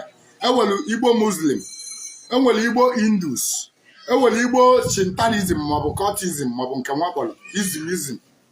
Ka njụa unu n'ime ife niile ọ kpọrọ kedu ndị na-eje amụ alụsị ọkụ n'ime the whole religion ọ kpọrọ ebe a na kedu ndị na-eje amụ alụsị ọkụ? Igbo Muslim amụrụ alụsị ọkụ. Igbo Shintoism maọbụ gịnị amụrụ alụsị ọkụ. Igbo Hindus ọ nwere nke mụrụ alụsị ọkụ. Kedu ndị mụrụ alụsị ọkụ? Achọrọ m ka njiri aka unu zamịa. Kedu ndị na-eje esu alụsị ọkụ? Kedu ndị na-atịrị atịrị mmadụ? Onwe ndị na-atịrị atịrị mmadụ na ọ bụrụ na ị kwetara na nke ba na-ekpe. Kedu ndị dị ebe ahụ? Ndị ndị ụka ya agwa gị na ọ bụ na ị kwetara na Lord na Jizọs as personal Lord and Savior na ọkụ ga-agba gị na ị ga-anwụ ọkụ agbagide gị ebe ọkụ a na-agba gị ọgwa ndị ụka. Kedu ndị n'ime izim ọ gbachara ebe a, kedu ndị na-ejili megafon apụta ụlọ ụtụtụ eche n'isi windo gị na-asị gị tete n'ụla, it repent, kingdom of God is at hand, if you don't repent Father will burn you, devil will burn you. Ka ndị na-edistọb mmadụ ma ọ na-alara ụla, kedu ndị ọ bụ? Ndị ụka. Kedu ndị na-abụba bataba ejire onye dibịa bakpọpụta tibia ive? Kedu ndị jelije tigbo Obinna ba? O nwere Igbo Hindu jelene bupụta Obinna ba kulie? Kedu ndị mere? Ndị Muslim onwe ndị je bupụta ndị ichie benụ ya suo onye ọkụ? Kedu ndị ọ? Now, why are you people saying that we are fighting Christianity? Why don't you want to say the truth? No, Christianity na fight tradition. Ism ekpochara ive ma Muslimism ma Hinduism ma Nkenwism. Kedu ndị fight the tradition? How many of them gbara ọfọ ọkụ? How many of them buru alụsị? Kedu ndị melie? Ndị anyị ma bụ Christianity. Onye tikpọrọ ụlọ gị ka ịma. Onye tikpọrọ ụlọ gị ka ịma. Tradition is never fighting Christianity. We are not fighting them. We are trying to save ourselves. We are trying to say the truth. Stop telling us that we are fighting Christianity.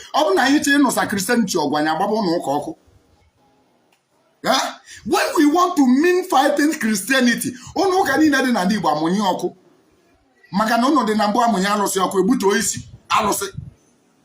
so, can you fight about Christianity? The only thing the Mataya says I couldn't is you who not fight Christianity. Can go see a fight among them. As you who can million will open. When I say I'm not fighting Christianity, can see a fight here. Ebumabajana Christianity. Because I want to tell you the truth that you don't know. I'm not fighting Christianity. Also, 11 Antichrist. Semu na Bible kulia na akwụkwọ nsọ kulia na onye nna kulia. Kedu ibe mere ndị be anyị ji emepe ụka?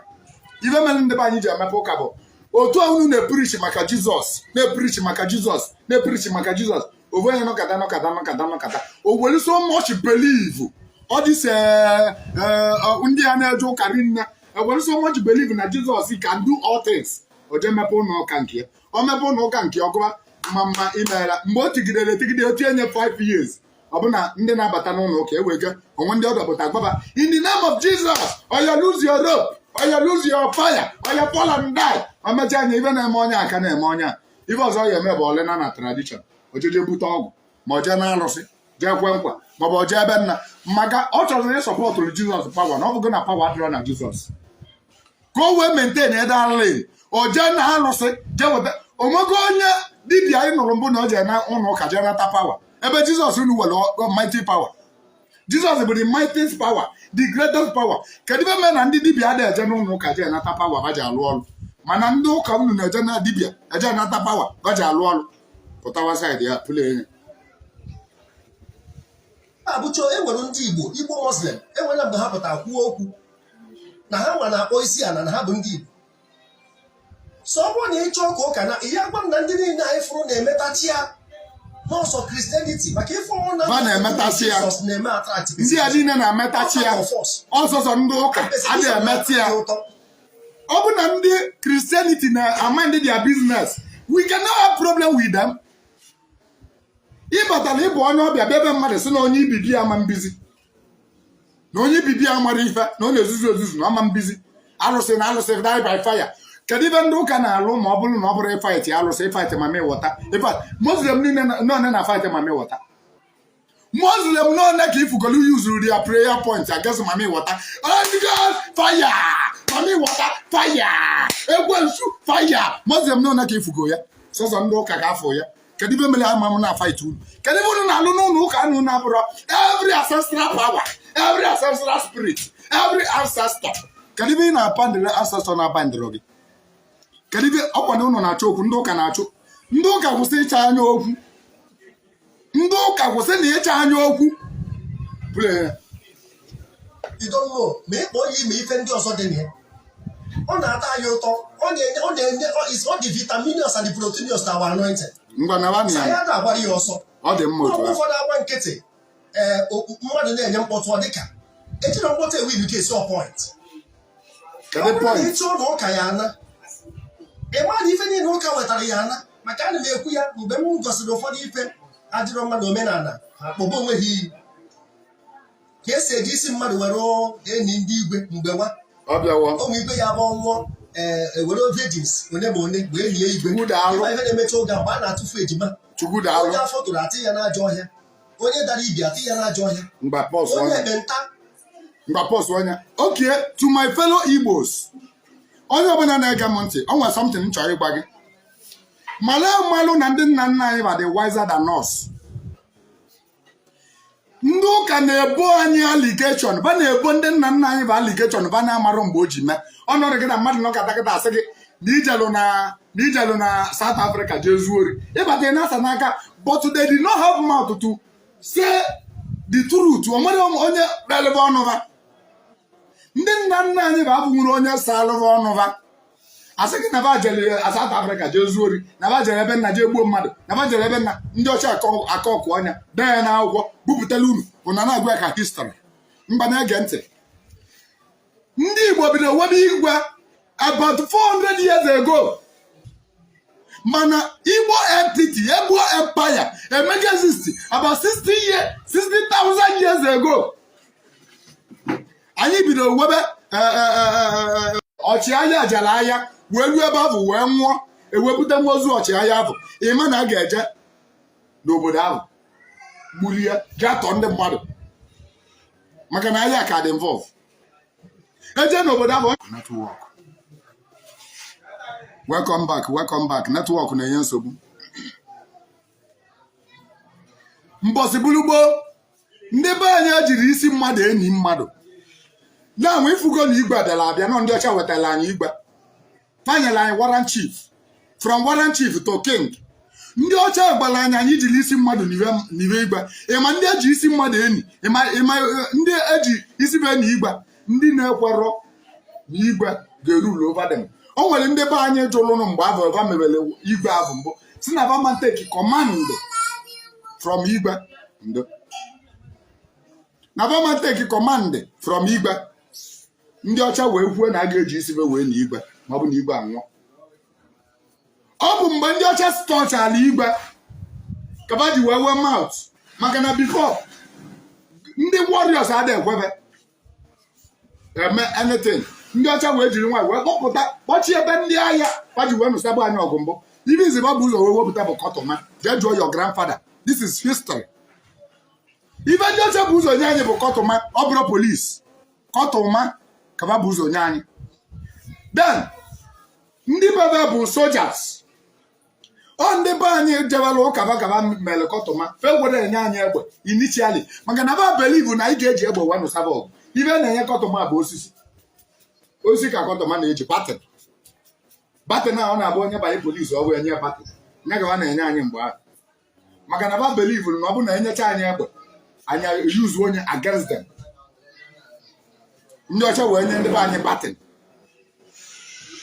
ma anyị kọtụma from that kọtụma ọ wee kpọbataba soldiers ndị ọcha bụ ibe na-eyuzu egbe ndị be anyị na-eyuzu osisi. Mgbe anyị megidere nya bụ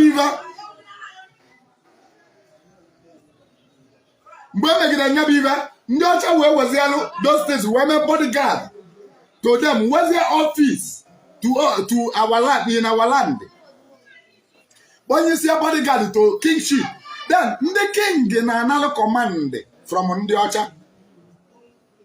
King bụ the first government ndị ọcha produce. Even eze obodo gị na-ana salary. Eze obodo gị na-ana salary of which ị ga-ama n'ọkwa bụ the first government ndị ọcha produce. Before webezie ma ministers ma governor ma president ma house of representative ma chair local government chairman ma president general of community.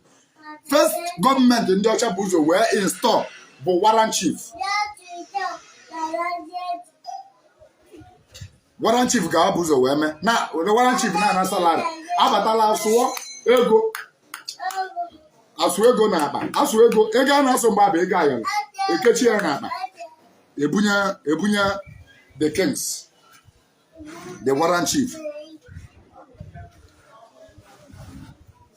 ọvanwa na-emezi ya now nrue na-eve onye bụ eze bụ the greatest the eldest man in the village na-abụ ejesie ugbo mgbe ibe ọbụla emebe harvest wee kọpụtasịa ji igwuo ji n'ọnụ ị ga-ebu ndị be anyị ji asị na onye abụ onye ve nru ogolo nka egwuo ụkpa ji n'ọnụ ị ga-ebugala eze a ebugala ya ndị ọcha atọ nụrụ ya to the king ekwuo na king ka a ga na-ebutazili ya they demolish everything about eze a adịghị eme mgbe mbọsị bụrụ bụ nwunye gị ji akpa nkụ kpasịa nkụ obodo nke eze a na obi eze a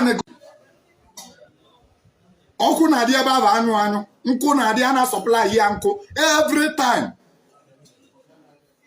maka na famili dị iche iche na-akpatara ya nkụ otu akabasi wee mebe ya mgbe ewepụtara warrant chief for wee mandate onye ọbụla na ọ ga na-ebugara warrant chief nkụ imesịa harvest ebe ọbụla iwere sojas ya bodyguard ya onye mere eji wee buru bodyguard wee ekpuo onye na-arụ bodyguard ya na-ezo warrant chief ejeje force wa gị iwepụta ebe ọbụla ịkọrọ n'ugbo ewetalụ warrant chief ewesi na wee banye na kingship wee banye na ndị eze otu a ka ndị ọcha si wee mee after ka ji wee nye anyị warrant chief wee banye na king ka ji wee ghọta anyị wee mewezi anyị slavery after then ka jizi wee kpụrụzi anyị lewezi anyị kpụgawazi obodo no man's land of no return kpụgawazi anyị ebe ahụ anyị jee kọwalụva ugbo jee lụbalụva ụlọ melewe ive dị iche iche ba mere anyị ka anyị meweleve mgbe ahụ so onye na-agba gị na-eji isi mmadụ enyi igwe kedu ndị nyere anyị igwe ahụ nobody wọt onwere onye ndụ ya wọtụrụ iji mmadụ ibi ewe enyi olesi ma ị nwụrụ n'ahịa ejede bukọtasị isi mmadụ egbutere n'ahịa wee were ewe enyi onye ahụ ụbọchị gburugburu so onye sị gị na-eji isi mmadụ enyi igwe ndị ọcha nyere anyị igwe ndị ọcha merụ gbara igwe si ejiri isi ndị be igwe si anaghị eji isi mmadụ wee ji igwe onye ọbụla achọrọ ichi igwe bagba onye anyakwu isi mmadụ na ọ naghị eji wee nye na ọ bụrụ ndị be anyị mere ya nọ ndị ọcha mere ya pụle onye ka ọ kọntinu ụmụ igwe ya bụ nwụọ ewere virgins onye ma onye wee nie igwe ndị ọcha mere ya oge mgbe a na-atụfu ejima onye afọ atị ya n'ajọ ọhịa onye dara ibi atị then abata na nke ejima o nwere anyị tradishọn dị n'ala Igbo megidere ejima nke bụ eziokwu ka m ma agba gị o nwere anyị tradishọn dị n'ala Igbo megidere ejima kama na ndị be anyị belivulu na mmadụ adịghị amụ nwa na-abụ n'ofu mmụọ na ife mmadụ na-amụ bụ ofu then ndị be anyị na-adịba akọwa ife ọ na-akọ kịta na-abụ na ọ na-abụ onye mụ ejima okulufa na-abụ jee na ajọ ọbịa jee tụfuo maọbụ ndị obodo analị aba na-abụ gbue o nwere mbọsị obodo tiri iwu ọ bụrụ obodo gị tiri iwu na aga na-egbu ejima ikwu onye o nwere obodo tiri iwu na aga na-egbu ejima na ifele ka ọ na-eme ndị mmadụ onye nwunye ya mụrụ ejima okulu ofu ka ọ ga-ekwupụ ọbụrụ ọfa na-abụ onye ejima anụwa anya mgbe a na-amụ ejima sensị ya onye ejima bụ anya okulu ofu n'ime ya okupịa o nwere ike otufuo anya maọbụ okupịa obodo ọbụla dị ya mma ojebe aja nọdụ maka na ebe ndị ụka na-agba anyị na-abụ onye mụ ejima mgbe ya ekulu ejima na-aba aja egbue asị o nwere ibe a na-eme nwaanyị mụrụ ejima na be anyị n'ala Igbo o nwere ibe a mere nwaanyị mụrụ ejima mbụ o nwewuru ibe a ga-eme ya luo echi nọọ ife ifela na ndị be anyị na-asị na mmadụ nọọ ife na-amụ ebu abụ ewu na-amụ ejima na mmadụ adịghị amụ ejima ife ifela ka ọ bụ ife ọkụkọ ọnụ ka ọ bụ mmadụ ịkọkọ ọnụ sị gị nwunye gị mụrụ nwa ka ewu na nwunye gị na-amụ nwa ka nkịta na nwunye gị na-amụ nwa ka na ọ na-abụ ụmụ ka ọkụkọ ife ọkụkọ ọnụ ka ọ bụ bụrụ ife ifele otu ọ na-abụ akọ mmadụ onye ori owebie iwe otu a ka ọ na-abụ ịkọ mmadụ si ya na nwunye gị mụrụ ejima owebie iwe ọnya mere ndị mmadụ ji ekupụ ya so o nwere ndị Igbo tradishọn megidela ejima cha unu na-ama ebe unu na-akọ nọ na ndị ọcha bịara kọmbinsi anyị wee sị anyị kama anyị ga na-etufu ejima anyị kụ ibeba anyị etufuziri ejima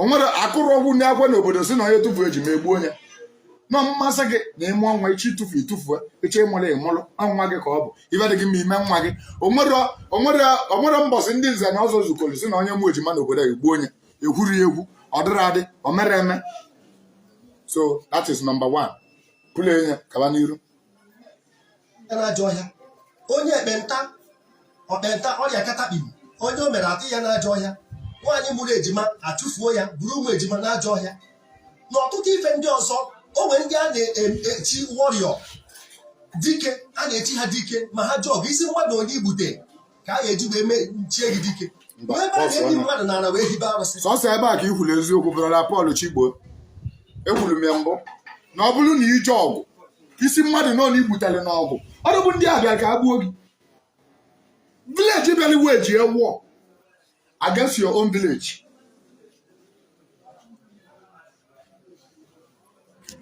village bịara weji war against your own village bụ your enemy ka ọ bụ onye bịara gbuo nwanne gị ife ị ga-eme bụ ịchọba isi nke ya ife isi egbuo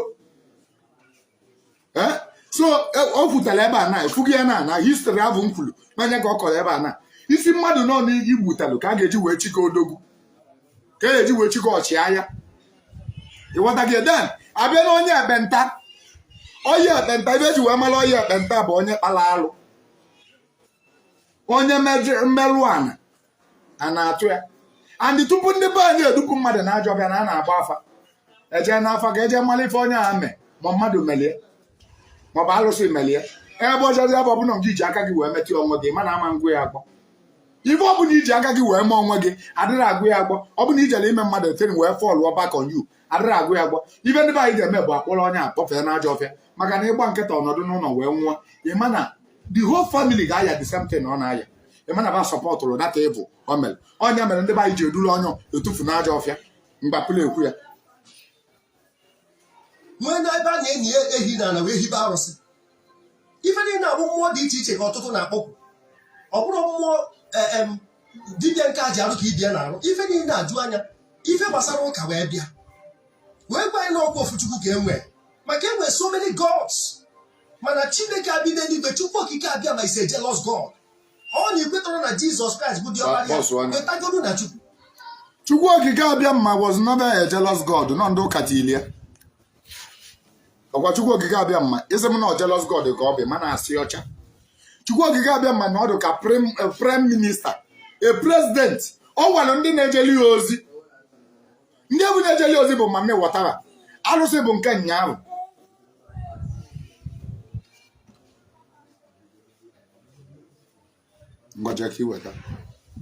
alụsị bụ nke nyaahụ o nwere ebe ogwulu ogwu na-etinye ibe a na ana wee na-ehiwe alụsị ka m gwa gị alụsị bụ mmadụ ka ọ bụ mmadụ ka eji wee hiwe alụsị many of them wepụtara onwe ha willingly o nwere jee na my program jee gaa ebe nkụziri maka alụsị akụziri m o nwere akụkọ nkọlụ na history about okele na ịga o nwere alụsị ebe a na-akpọ okele na ịga akọrọ m history ya jee gaa anya ka o degbu n'anya oge ebe a ka m kụziri otu alụsị si wee dị otu esi wee mebe alụsị agwali ọmụmụ bụ mmadụ ji aka wee sisi were aka si mmenye agwali ọmụmụ ka ọmụmụ wee dị n'ezinụlọ ya ka ọ bụrụ onye na-intercede for the family ka ọ bụrụ onye ga na-echekwaba the family ka ọ bụrụ onye ga na-eme bụrụ a protector onye ga na-eweta ngozi onye ga na-protect because of amosu na family ọ bụ nya bụ original history of alụsị jee gaa maka okele nwega ka ịnụ maka ya pụlee nya ọ jealous God mpịampịa mmụọ niile a na-akpọkwụsị ọ bụrụ nke obodo a na-akpọ ka obodo a na-akpọ now ife njiwe ekwube na ife ekwucha na ife ndị a ha kpọba iyi ọ na ha ekwetara na ife a na-emebụ mbụ ndị na-azụ omenala ọ na ha ekwetọrọ ha jee jụọ ese ọ bụrụkwa na unu chọrọ ịbụ custodians of our culture and tradition na ndị igwe na ndị onowu na ndị nze na ọzọ amarozi ife ha na-eme n'agbanyeghị na omenala anyị nwee ka o si dị. Ndị igwe na ndị onowu bụ a borrowed culture, ọ bụrụ our tradition. Ma igwe ma onowu ba niile bụ a borrowed culture. Ndị kpatara aha ebe a bụ ndị nze na ọzọ. Ndị nze na ọzọ na-ekwesịrị ekwu okwu ka ndị nze na ọzọ na-refer bụ cabinet. Cabinet abụrụ our culture. Cabinet abụrụ our culture. Ndị ọcha yuzuru ndị cabinet against ndị nze na ọzọ. Ndị nze na ọzọ bụ na in the house of the eldest man ka ba na-azụ izu. Cabinet members abụrụ our tradition. It can never be our tradition. Unu wetali ya pause, you pose it on us bụ ndị ọcha.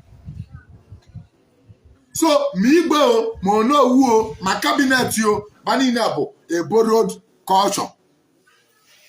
Nze na ọzọ ka ị ga-akpọ na ndị ichie. So this thing about killing of twins, human sacrifice, every Igbo person that has not even taken the time of day to look at their customs, their tradition, and some other things about us finds it, yes, the reason why Christianity is is good for us was it abolished the killing of twins. It abolished the killing of human beings for sacrifice. Okay, let's logically look at this now. So in Igbo cosmology, Igbo spirituality, we have a deity we call this deity Akwale Omumo. It's a female energy. What it's the function there is any family that don't really have this child that has issues with child or gender mortality, they institute this deity Akwale Omumo, or a family or a community where there are issues with fertility, they bring in this deity. So what they do here is for families that have this deity Akwale, once a woman is married into their community, what they do here is to invite that the lady should go and meet the deity with a female animal, meet the deity to introduce herself as to help her with fertility and the rest of it. Now, for a situation where a woman is having issues with fertility and she gives birth, and when she gives birth she gives birth to a twin, and they will carry one of her child and go and dispose, bearing it in mind that these people have the utmost respect for human life. You dare not kill anybody, no matter what, in Igbo spirituality or Igbo society. This is like, we will talk about Nsobodo, Nsani. Ihabo Nsani is do not commit murder, do not even commit suicide. Now, these are the things that we hold in high regard. Now, for the society with this kind of laws and edicts would now decide to kill twins. It doesn't make sense. Now, some of these deities can be instituted with, you see, something like an ant hill, or they could come in form of an Odara tree, or some sort of even fertility tree or gilishi. It would manifest there. Now, somebody goes to a deity to ask for a child, and the deity provides that child, and they'll go and kill that child because it's a twin. That argument, it doesn't just make sense. Now, the second aspect of it is when he said something about human sacrifice. How Christianity had stopped the usage of virgins for for bearing of kings. And the question on my mind here is, in Igbo traditional society, we never had Igwe. The concept of kingship or monarchy is not something that is original to us. So if this thing is not original to us, how is it that we now used human beings to basically, to bury the so-called kings? Now, kingship is a foreign thing to us. Now, most kings we have in Igbo land, if you trace their history, their origin, most of them are not originally from that place that are governing. That's why you see some of them, instead of them having Ofo Obodo and having Ofo Ochichi, most of these Igwes have Ofo Ochichi without having Ofo Obodo. Now, this is to tell you that these people are not the rightful people to even be king. It was an imposition, and some of them not just an imposition. These days, even governments that even provide certificate of kingship. the state, the governors will appoint somebody and the person will become a king.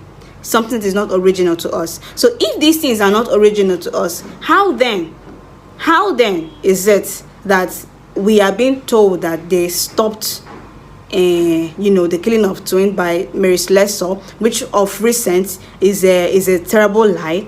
There is another man that has already started the groundwork of abolishing it in Shekalaba before she even came around. So all those things are things we should start questioning. Now they look at the concept of sacrifice as self-sacrifice. Look at Jesus Christ. He sacrificed himself willingly. Now, if an Igbo man or an Igbo woman decides, okay, my community is in peril, okay, I want to offer my life to save my community, it would become a sin. It would be demonized. But the basic or the tenet of your religion is that one man self-sacrificed himself for you to have life. But some deity whose origin is that the deity sacrificed himself for you and for you to even exist. Because without that self-sacrifice, maybe war or famine or whatever would have basically finished your society. And you think that thing there is wrong, but that one over there is right. Use your head as an Igbo person, as an Igbo man, as an Igbo woman. Use your konuche. That's why you have Agwo. God has given you Agwo. Chukwu has given you Agwo. Make use of it and ask these relevant questions. Let's continue watching, please. Ekwetara nke edozi omenala mana eme agbanye m bịa atụba nzu mụ bịa kpọba isi ana na ukwu osisi ma mbịa ebe ekere osisi ngwu bịa nwa ya. O nwere onye ma ilu na amanya sọsọ ndị na-amanye mmadụ amanya bụ ndị ụka na-amanye mmadụ amanya with threaten ana threaten gị na ịnwụọ ijebe ọkụ mmụọ. Ana m ajụdị ndị ụka, ndị a na-ekpe Hindus, ndị a na-ekpe Muslim, ndị a na-ekpe nke nwa, kedu ebe ha ga-ejedu ebe ọ bụ na ọsọsọ onye kweta na Jizọs Kraịst ya eje n'igwe? Ndị a na-ekwere na Jizọs, ndị China, kedu ebe ha ya eje? Ndị India, kedu ebe ha ya eje? Ndị a na-akụ isi na kedu ebe ha ya eje? Maka ebe kwetara na Jizọs, kedu ebe ha ga-eje?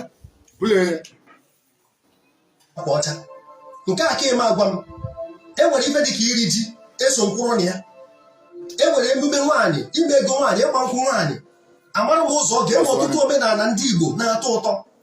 Ili ji bụ omenala Igbo ka ọ bụ, ime ego nwaanyị, ịgba nkwụ nwaanyị bụ omenala Igbo ka ọ bụ, mana ụnụ emeghị ya, chenjizi anya, adịghịzi agba nkwụ, ebe ụnụ na-agbazi bụ koku, maka na ụnụ sozi na agbamnkwụ na ikpe ịkpasị ya wee tụsa n'ala na-ajụ ibe ka ọ bụ na wee gbaba koku. So ndị a bụ ndị unu wepụrụ ya sị na ebe alụsị ka ọ bụ pụlee ya na-agba nlata emekọsị ọnụ. Anyị ama mkperechi ọ bụrụ ife na nke a bụ Igbo culture. O nwere ife onwe to do with chi onye na-emerụ. Nke ha jikọrọ anyị ọnụ, anyị emekọ ya ọnụ with ofu obi dịka ụmụnne. So ọ bụrụ na unu chọrọ ịbụ custodians of our culture and tradition, anyị echi unu ndị nze, chi unu ọzọ. Obi ihe mma agba gị brother Paul Chigbo, mmadụ ada ajụ akpụ na-ata abacha. Mmadụ amasị na oke adịrị mma olili ma ọ were eze na-ekele ụmụazị. Ọ bụ na ịjụ omenala niile. Jụọ omenala niile. Ọgbụgba alụsị bụ the police na court of tradition. Ọ bụ na iwepụ alụsị na tradition, ịma na onwezibe bụ tradition. Iwepụ ndị ichie na omenala, ịma na onwezibe bụ omenala. Iwepụ ije ikpelu idozichi ụwa gị na omenala, ịma na onwezibe bụ omenala. Iwepụ mama ịghọta na omenala, ịma na onwezibe bụ omenala. Ụlọ enyo unu pụta ife ka mara ebe unu na-anọ ka ọ ya abaịpụta ebe ụzọ gbara ịnọ anyị ajụ ese nọ ndị a bụ ndị na-edu ndị Igbo n'ife gbasara omenala anyị. Ọ bụrụ ihe bụ onye na-aya eze ka nkịta mụrụ nwa ọfụ. Ọzọ, ọ bụrụ na unu ekwetara na ife ndị a na-eme oge gboo, ịma na mma eso kweta na ụka ya ana. Ekwukwuru m na ụka wetara education, our forefathers benefited. O wetara health centers, hospitals, our forefathers benefited. Ụka wetara education. Yes, education nke abụ mma ekwu. Education bụ oso ndị ụka wee bịa. Mana before that education anyị were uche. Uche na education abụrụ. Anyị were uche ka ndị ọcha wee uche. Ka ndị ọcha mara ife. kedu ibe so education of ahụ otu esi agụ ọnụ anyị ma ala agụ otu esi asụ oyibo onwere ebe ọzọ ịsụ oyibo na ịgụ ọnụ anyị machara ya agụ anyị were asụsụ nke anyị kedu ibe bụzi education of wetara anyị ka anyị wee mee interrupt with other people n'oyibo ka a na-asụ general language ọ bụ obi sozi bụ the only benefit education nyere anyị ọ maka eze m maka dọkịta before the health center ndị ụka wetara anyị bụ ụzọ na-agba onwe anyị ji anọ nka ndị be anyị onye agbọ tala o nwere ebe a na-agba eduga ebe ndị na-agba agba onye agbọ na-alụ were ndị na-agba afọ bute tradition onye ga-alụlela agwụ ọ bụ na ịlụrụ agwụ ịma mmenwe ị ga-alụ agwụ bụ tradition ka ọ na-ama ama onye isi na-awa were ebe a ga-eduga agba onye isi ọwụwa ndị ala na-ayị were ebe a na-agba ala ndị be anyị na-anọ nka bifo ndị ụka wee bịa ibe ndị ụka wetara anyị bụ ajọ ibe tata yutu na-anwụzi anwụ mbọsị bulugbo bụ ime 12 days ọ bụla etofego ọnwụ 12 days nwatakịrị ọbụla mee 12 days etofego ọnwụ mgbe ị ga-eji wee tolu ọnwụ bụ inwe nwa mgbe ọ bụ ka mmadụ ga-akagide nka na-ebupụta ya n'anwụ brother Paul Chigbo isi na ịmara ọja jụọ your grandfather o nwere mgbe ọ na-abụ mmadụ kagide nka ele-ebupụta ya n'anwụ onye bụ anọdụ n'anwụ na-anya anwụ onye amakwa uzi okwu ọnụ ya niile aba n'ime anya niile ewu kokolo mmadụ na-adị ọ bụ na calculate years 250 years mmadụ na-elu ya n'ala Igbo tata nwa 20 years na anwụ 15 years na anwụ 10 years na anwụ 5 years na anwụ 25 years na anwụ 40 years na anwụ ọnwa ya ibe bụzi ọnwụ dịzi rampant ebe niile ọ maka ụka butere ya so ibe ụka mere anyị riri nna maka na unu wepụrụ ndị abụ nọsụ na ọ bụrụ omenala na ndị abụ bụ ajọ ibe na-ekpekpe alụsị ọ bụ nya mere ọnwa ji wee karịa ụlọ enye. We are showered with love. But they compelled them to repent. Many of them repent. My father was born. Many of them enjoyed Christianity. So no for the practice, for the staff on the Okochu. After the effect each the neighbor. So do they get on Oka with an effect them. No for men and away fed enjoy them in the past. Even not just say you know. Anyị abịa dọna na-akpa ya akpa karịa ife a na-agba egbe ọnụ aka nwee nkụzi ndị ọzọ mma eweta ahụ anyị adọna na-akpa ya akpa maka ọ bụrụ na ụka ya ana ịma na ife niile gbasara oyibo ya ana udo anya na omenala anyị je tụbazie nzuje gbaba afa ife ọnwụ na gbasara oyibo ya ana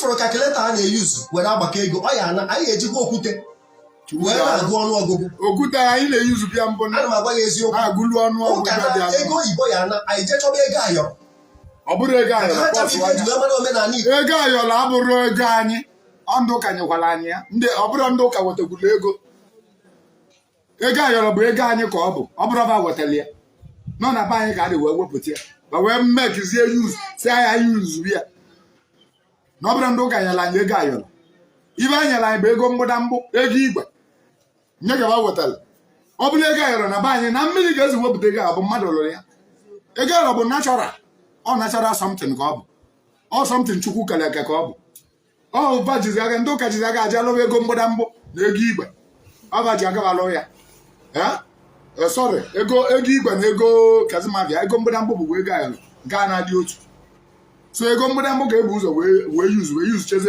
ego mgbụdambụ yuzu ego ayọrọ so ọ bụ na ụka ya ana ụka naba bawele ibe anyị na-aba wetara anyị naba ọ bụ na ba anaba ndị be anyị emewe trade by barter na anyị na-emebu mbụ ọ bụrụ na ụka abịarọ ndị be anyị ga-anyakwa moto maka na ọ na-abụ akpa onye Igbo aka na ọnụ sị gị na ndị ụka nọ ndị ọcha lụrụ moto ka mgba gị mgbe ndị ọcha bịara anyị ba ji wee bịa bụ ụgbọ mmiri ụgbọ amala gaba ji wee bịa onye ka ndị ọcha ji wee bịa be anyị ndị ọcha lụrụ baskulọnti na be were anyị mee slavery brain anyị ka eji wee lụrụ brain onye Afrịka onye mmadụ ahụ lezi na agasị gị na gịnị mere ndị nna nna unu alụrụ moto ọ bụ brain anyị ka eji wee lụ moto anyị bụ the gearbox of the car the computer wizard in the whole world tata bụ onye Ọnịcha ka ọ bụ onye Igbo onye ebe ka ọ bụ onye Igbo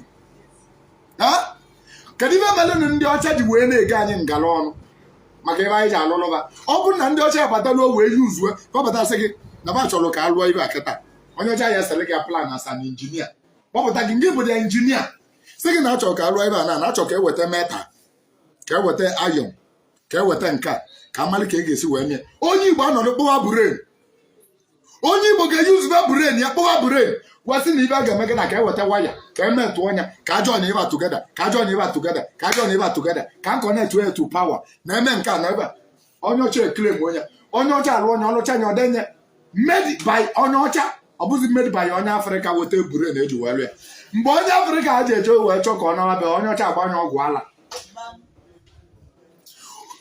jee jụọ ese o nwere ndị jere obodo oyibo balụ ndị ọcha ulu ije ọbụna ụmụnna m bọsibụlugbo na-abụ ụmụnna atụcha ego ezipụta ofu onye dupu obodo oyibo onye bụ eje gụọ akwụkwọ onye bụ gụọ akwụkwọ bụ gụsịa akwụkwọ o wee bụrụ na akwụkwọ bụ ọgwụrụ abalụ ndị ọcha ulu ọbalụ ndị ọcha ulu ndị ọcha ya afụ brain ya na ọ dị very sharp in brain ndị ọcha eyuzuru ya ọ ga-anọ 30 years n'obodo ndị ọcha mgbe ọ bụ na okwu were okwu na nya ga-ana wee nyewe nsogbu na nya ga-ana ndị ọcha agbanye ọgwụ ala atọnatị ya kedu reason ba ji agbụ ya ọgwụ ala atọnatị ya bụ ka o dee use na that method ba ji wee alụ olompren ma moto na bebe wee bunata ya maka na ọ maalụ na obunata ya bụ anyị alụọ something greater than olompren ndị ọcha lụrụ bebe maka na ọ maalụ na anyị niile bụ full of brain kedu ebe anyị ji wee nụ ọgụ na Biafra ngwọ anyị ji aka anyị mee ojukwu bọket ọgwa anyị melie ojukwu bọket ka anyị mee ya ka anyị ji aka anyị wee mee nye very local something na-egbu mmadụ ogbu n'igwe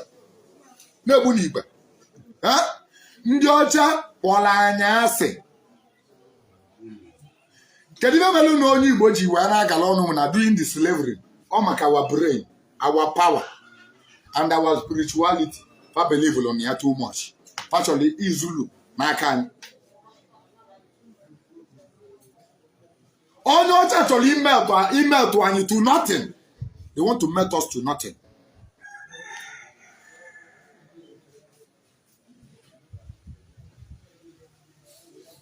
So na ọ bụ na ị na-ekwu na ebe ndị ọcha wetara anyị jana bawere odo steeti na ba ka ba kpanatala anyị ụmụnne anyị ọ bụ na ndị Igbo akụkọ isi ọnụ anyị alụọ something greater than ibe ndị ọcha na-alụ anyị ga-alụ something greater than ibe ndị ọcha na-alụ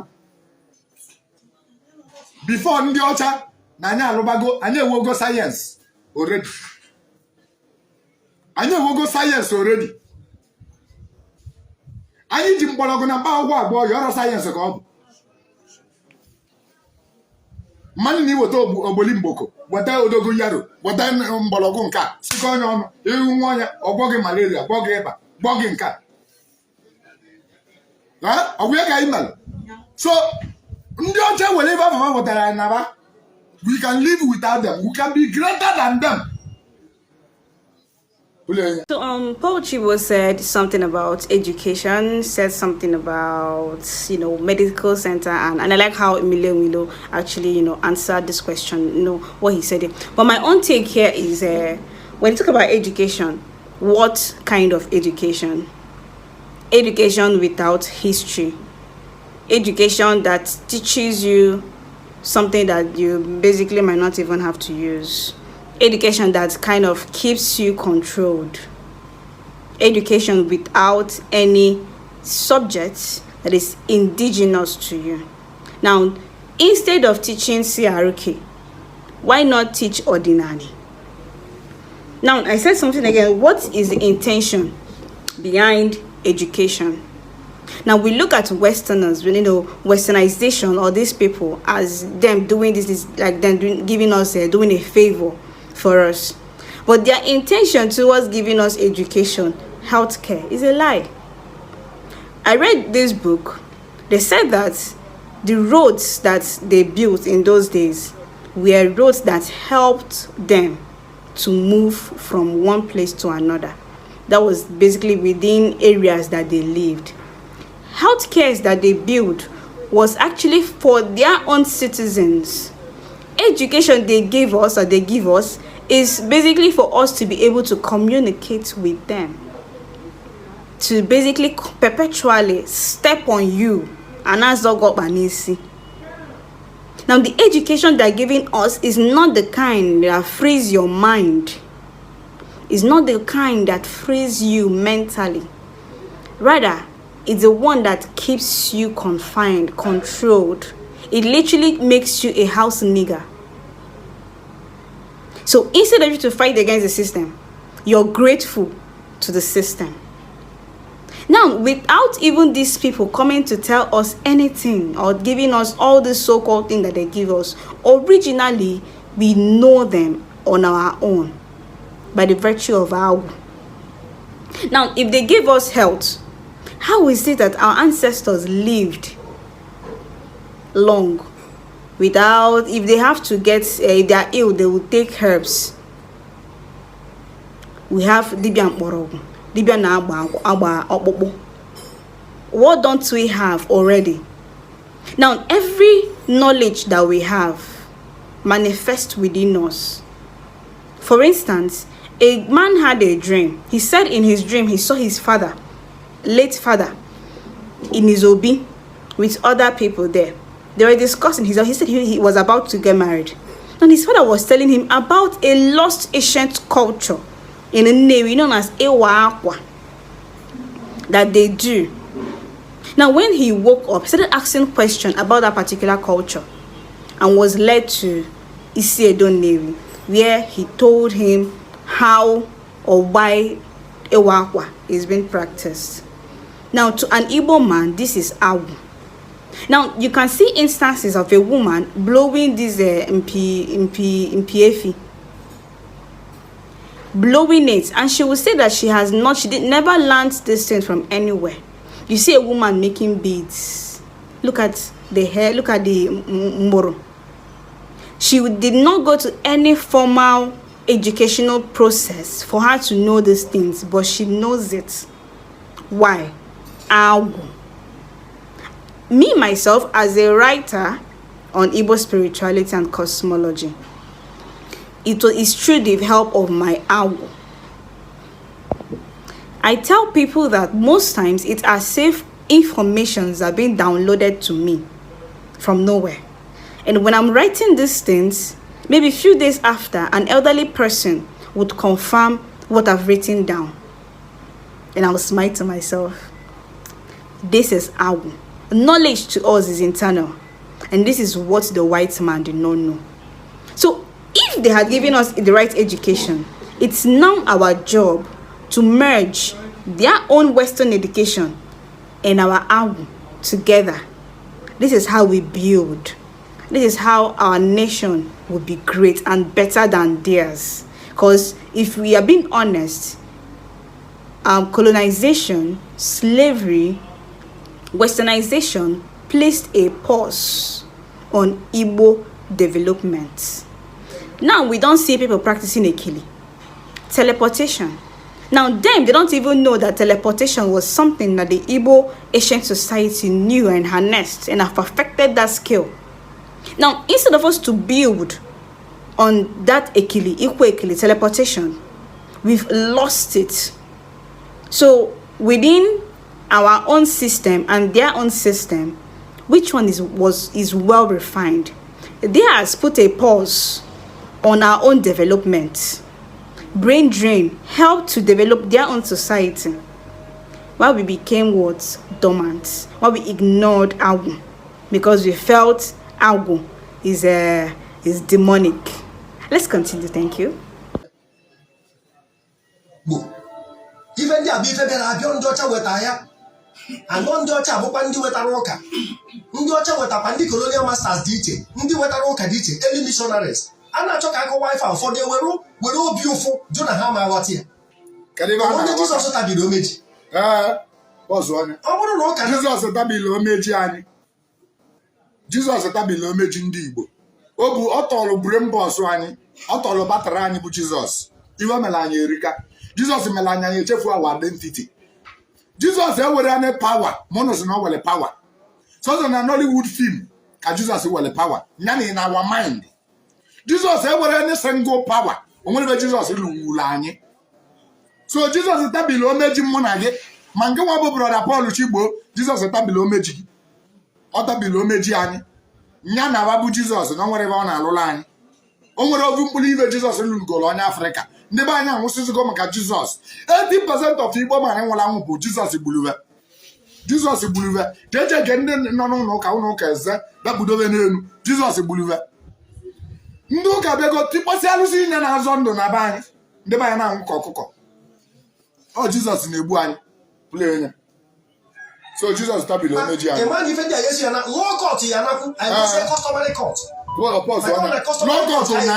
lọkọt na lọkọt a na-ekwu eziokwu ebe ahụ a na-ekwu eziokwu na lọkọt ibe a na-ekwu eziokwu ibe bụ kọtụ anyị mgbe mbọsị bulugbo bụ alụsị bụ kọtụ anyị ije na alụsị wee sị asị alụsị akụgbuo gị ụbọchị bulugbo lọkọt anyị bụ alụsị ndị ọcha wetara anyị lọkọt kịta nwa na-eme bribing and corruption igbuo mmadụ ije were igbuo ego gwa mmadụ ya na free anụkata ebogodo mmadụ aligeshọn ibe ọ na-emerọ egbuo onye ahụ na nkata na-abụ so lọkọt na polisi na ọnya bụ ebe anyị kwuru mba jezi na-ekwu ife ọ na-agbasa ife ọmụ na-abụrụ omenala ụna anyị kwụsịkwa iyi ya gwa onye ọ na-awaba ọgọdọ ma fon anyị ga-eyuzu ha nche niile ụna na emebezie ka anyị wawa ọgọdọ ndị ọcha chịrị agwawa na ha ụbọchị gburu ọ bụla tata ka anyị hụrụ awụsa na ụta anyị na-agba ọtọ onye nụọ ji ewere akpụkpọ anụ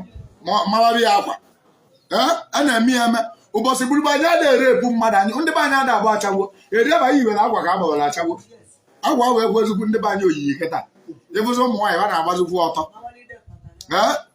ka anyị wọba ọgọdọ ahụ ka anyị wara ya ọ dị mma ọ dị anyị mma anyị waba ọgọdọ ebe ọ bụ na anyị na-awa ọgọdọ a na-ebi ogologo ndụ anyị waba ọgọdọ anyị ebi ogologo ndụ a gbapụrụ enye bata iweta ji enye nga ede ị chọrọ iri ede ịchọghị iri ede ihe ewere ede maka nke m ife ndị abụcha ife so anya asị ọ bụrụ ọbụna ị chọrọ ili ede enye gị ede ọ bụrụ na ị chọrọ ili ede ọ bụrụ ọpapa ka ị chọrọ ijebe ebe onye were ọpapa ichili ije echenye ọchị aga ọpapa ọ bụrụ ị chọrọ ili ede ọ bụ ije abịa mmadụ afọ ọsọ gị na-achọrọ igo ịbataluo n'ọdụ afịa onye ọbụla kpọlasịrị ihe ndị were azụ ndị were mangala ndị were ji ndị were ede ndị were ụgụ ichili ji ka ọ bụrụ na ụgụ ka ị chọrọ ịpụta ichi inye mmadụ ofu mbaji ogbenye gị ụgụ ije inye mmadụ ofu mbaji ogbenye gị ede inye mmadụ ofu mbaji ogbenye gị kerefish kpoche gị ihe niile echere ya na-abe gị ọ bụrụ by force ọ bụrụ na ị chọrọ ili ede enye gị ede nke ị chọrọ ili ichi ili nduko ichili ji chinye onye nduko chinye gị fatbadị na iwere ji bụ highest currency mbọsị ha ji bụ highest currency ejicha anụ ịgbagbu anụ na-abịa gbagbuo nchi buru nchi kpogolo onye we ji ogbenye gị mbaji nọ na ịchọrọ ọ bụ mbaji 10 ma mbaji 20 ogbenye gị ibunye ozu nchi ikpolu mbaji na-abịa gị a na-emesi ya eme anyị bi mgbe ahụ bili n'udo ụlọenye oyibo wee bata na ọ bụrụ mmadụ nwere nke dị ya mma ị na-anya moto onye ọcha nụ mere invent ị na-eyuzu na-eyi akwa pọsụ anya onye ọcha lụrụ moto dị na asụmachasị na alụrụ moto na bebe abụrụ na ndị ọcha lụrụ moto ndị ọcha lụrụ moto ọ ndị Igbo lụrụ moto put me wrong anywhere after the slavery ka eji lụọ moto after the slavery ka ba bịa duwe ndị be anyị ka eji wee lụwa moto lụwa brain because of our brain bụ brain boss moto anyị mere moto gaba anyị mere olympian na febe n'elu anyị melie ndị Igbo melie ndị Igbo bụ kọmputa wizard tata ọ bụrụ ndị ọcha ụlọenye anyị ka ndị ọcha anyị kaba mana mụ ọmadi ife o kwesịrị mgbe ọ na-afụ n'ụlọ ọ bụrụ akwa isi agụ okpu akpara akpa enwere ọgọdọ jide mpọ ọ gaghị na-ekwuzi ife gbasara Igbo na-ekwu maka omenala ege nge ntị ọ bụrụ Igbo agwara ọgwa enwere mix up here ndị a na-ekwu ife a ha ya ejekwu jee lụọ ụbara nwaanyị maka ha nchara ihe so n'omenala ndị nna nna ya lụrụ ụbara nwaanyị ụbara nwaanyị bụ egwu ka ndị ọcha tụbara anyị na ọ bụ na ya na-anụ ụbara nwaanyị wee ike wee ji ewu against them wee gwazi ya na one man one wife na ebe isi na anya dị anyị tata one man one wife ụbara nwaanyị bụ ihe ji wee mara anyị nwoke ọbụla nụrụ ofu nwaanyị bụ onye umengwụ ụbọchị gburugburu ihe anụ ụbalata nwaanyị maka na ịnụ ụbalata nwaanyị na-akọpụta ileri nna ị na-amụta ụmụ nwoke ụmụ nwunye anyị ada ata ahụfụ ụbọchị gburugburu na nwunye gị bụ oliakụ ka ọ bịazie eliakụ ọ bata ọnọdụ n'ụlọ na-alụ ọrụ na-ebunatali onye eliju afọ achọ ịma ma nwoke a na-eme ọfụma ije nene nwunye anya n'ike fụga ike nwunye ji wee gbuo nwunye nwoke adị yaga mbọsị gburugburu so ụbalata nwaanyị bụ ibe ji mara ndị nna nna anyị ba ọ bụrụ alụ so anyị anachieta azụ ụbalata nwaanyị bụ dị highest thing ikwuru na anyị ga-eje mmebe ka anyị nọwa na ụbalata nwaanyị na ndị ọcha mechiri ya si na ya ma nọzi ụbalata nwaanyị ụlọenye ama m na ofu na anyị mmadụ ha ji ezi echere ịtọ na ịnọ ebe anyị na-ekwu okwu omenala Biko, brainwash and then. Ofu nwaanyị na-anyị anyị bụ umengwụ agwa otu a na-abụ nwoke bụ ụtọ chịka aka ọnụ ọgụrụ akwụkwọ gụzi akwụkwọ ọzọ na a na-achọ ọlụ oyibo ị na-achọ ọlụ oyibo nne gị na nna gị na-alụrọ mbọsị bụrụ ugbo onye na-alụ ọlụ oyibo bụ onye umengwụ ka ọ bụ n'ihi ejeje kedu ugbo gị ka ebe na-akọ ji igwe ebe na-akọ ji webe na-akọ ede webe na-akọ ibe dị iche iche agwa mangụ gị na ezinụlọ gị onye na-alụ ọlụ oyibo a na-akwụ ya 30,000 a na-akwụ gị fadin kedu gị eji wee zụọ ụmụ onye mere ndị ọcha jiri rụzuola anyị one man one wife ọlụ oyibo bụ umengwụ ka ọ bụ umengwụ onye na average Igbo mana na-alụsị ọrụ ike na-akọpụta ibe n'ugbo bụ ezigbote bilonia ka ọ bụ doing that time ọ bụ na Ferrari ewubego mgbe ndị anyị ga na-agba Ferrari before ndị ọcha ebe na-akọrọ m kwụrụ. So I think this part is like, a very controversial part.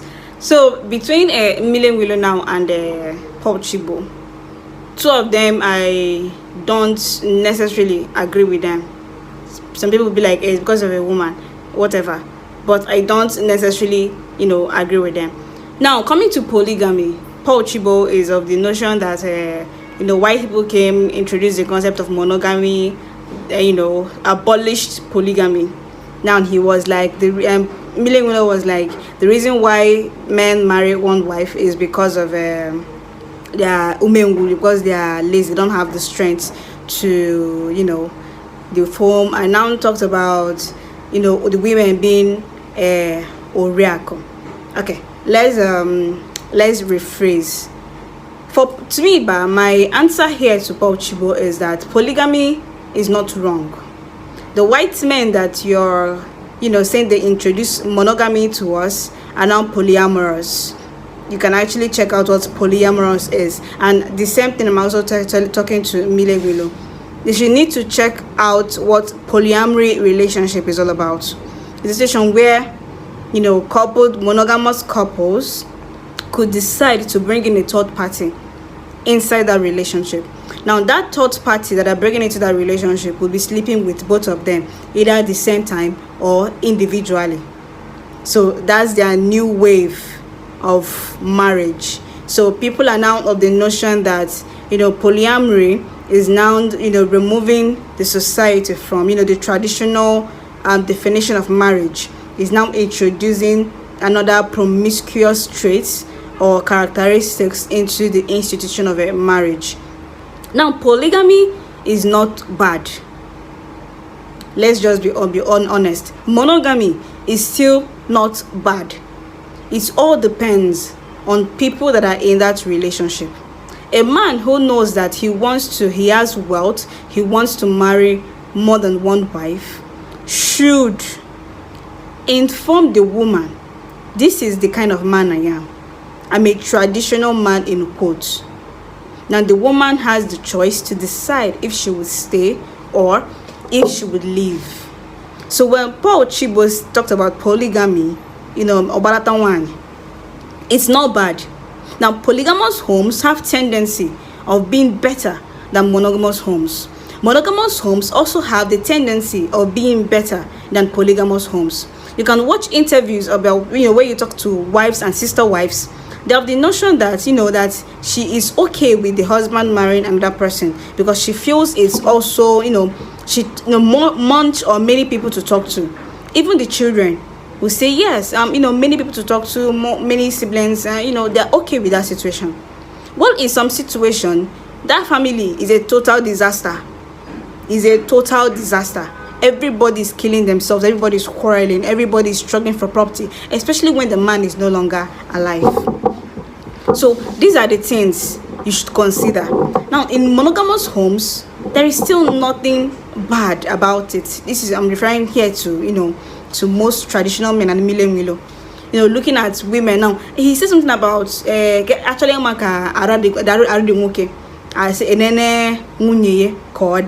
this Oriako mentality. Now, this Oriako mentality is what most modern women are, are being influenced with. Most modern women do not want to work. They want to just stay and let the man work. which they want these men to provide for them, which the men are now looking for in the independent women, women that can actually hold the fort, provide, have some sort of a partnership. You get? So looking at monogamy from Mmiri Enwe Ilo's perspective, it reduces women to nothing but just leeches. You wait and you're like a trophy wife. Now, modern day times, most women want to work, most women want to earn their own money, most women want to be independent and not to be controlled, and it's not a bad thing. So in this area of, and let's not also forget here that monogamy is not alien to us.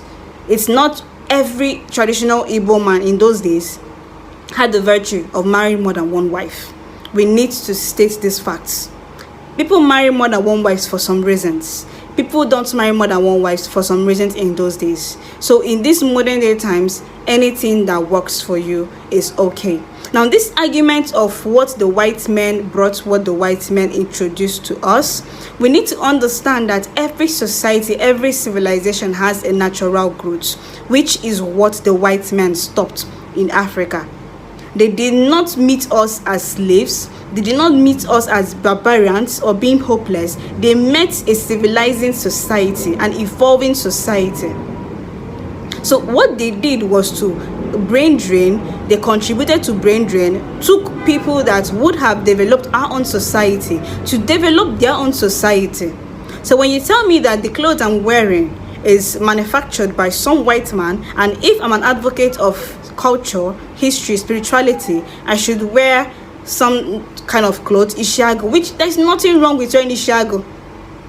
Now, if you're an advocate, I tell me that since I'm advocating for this, that the white man, it still doesn't make sense. Because are we going to rewind the hands of the clock to when they halted development and civilization in our own society and used us to develop their own? Are we also going to, lash them? Because even up till now, they haven't apologized for everything they did to Africa, and they've not even tried to pay any repatriation. They've done nothing, no apologies and nothing. So Paul Chigbo's argument in that part is really, really baseless, and it's something that most Christians, most European apologists uses to as a basic to push people like me or Mmiri Enwe Ilo to an edge of feeling to kind of second guess our existence and our beliefs. So let's finish up, please. Then I force her into Christianity, Rapona, onye go moboro we no believe in Jesus Christ. Otu accord you photo. Onye ona buru oboro ya, ime buru nke gi, governor ebe na-ebu nke ndị. Rapụ ya si worship, si brand worship. Ọ dị mma, ifu gị ya na obi ga-aba. Na sị na ọ ya were oboro ya nye Jesus Christ. Onwere nwana nye force logo nwe etili mmadụ ụtalị pụta n'ụlọ ụka. Onwere etili mmadụ ụtalị n'ọnụ nwa na-eje emebisi ibe ndị omenala. Onwere achụpụrụ mmadụ si ya mezi n'ụka. Onye dị ndị na-eme omenala na be nne ya. Otu ọ na-eme agịda nwere mmele force. No ụnụ nwa na-eme mmadụ force. Ichi believe na Jesus, believe onye kpeli ya so gị ibe na-abịa preach m. Amaghị ndị pastor nọ na-abịa leba ma bana ba mana m na-eme dibịa. Ndị pastor nọ na ka ngele ịtọghata ga mebe omenala. Mana ndị onye na-eje ụka ga-egwufelu ọbịa be m bulu Bible bịa be m ịtọghata m. Bịa be m ka ọ tọghata m. Efughị okwu a ndị ụka na-achọ. Onye na-eje ụka bịa be m ka ọ tọghata m ka njebe ụka. Sị ka ọ tọghata m ka ọ gwa m okwu nke Chukwu. Mmasị arapụ m na ikpele ekwensu ka m mma. Ọ nọzi ebe ọ na-atọghata m ntọghata ya. Na m jụrụ ya one or two questions na akwụkwọ nsọ. Ọ zanwuru m. So to conclude this argument, you've actually heard the final debate, the final notice here. They said everybody should use their brain and do what is right for them. So this is what is existent. When people like Matthias is over there, trying to get people to do better, trying to get people to, think differently. Instead of going to the church to go and pray when you're sick, you go to the hospital. He has a very solid point there. So, and Mmiri Enwe Ilo trying to advocate for Odinaani, his own spirituality. He also has a point there. Paul Chigbo advocating for Christianity. He has a point there. But my own point here is that everybody knows where they belong to, and they would advocate for where they belong to. I've been insulted several times by Christians who come to my page or my blog or email me saying all sorts of things. Repent, you're going to burn in hell, you're going to die, you're going to do this one. All these things have repercussions. But I don't go to Christian pages to backlash them. This is the difference between a traditionalist and most Christians. So if that there's this new wave that you see traditionalists going to the Christian pages to insult them, is a new page, and they learned it from Christians. So in the point here is that everybody should basically do what is right for them. My friend's dad said every religion is stupid, but you cannot substitute your own stupidity for another man's stupidity. So I believe that every religion is stupid, but I'm not going to substitute Odinaani for any other religion as far as I'm concerned. So if you're new to my page, or if you're new to my channel, please subscribe, and I hope you had a very, you learned one thing or the other, and this conversation was very, very interesting for you. And until next time, see you next time. And until next time, Yagazie. Thank you very much.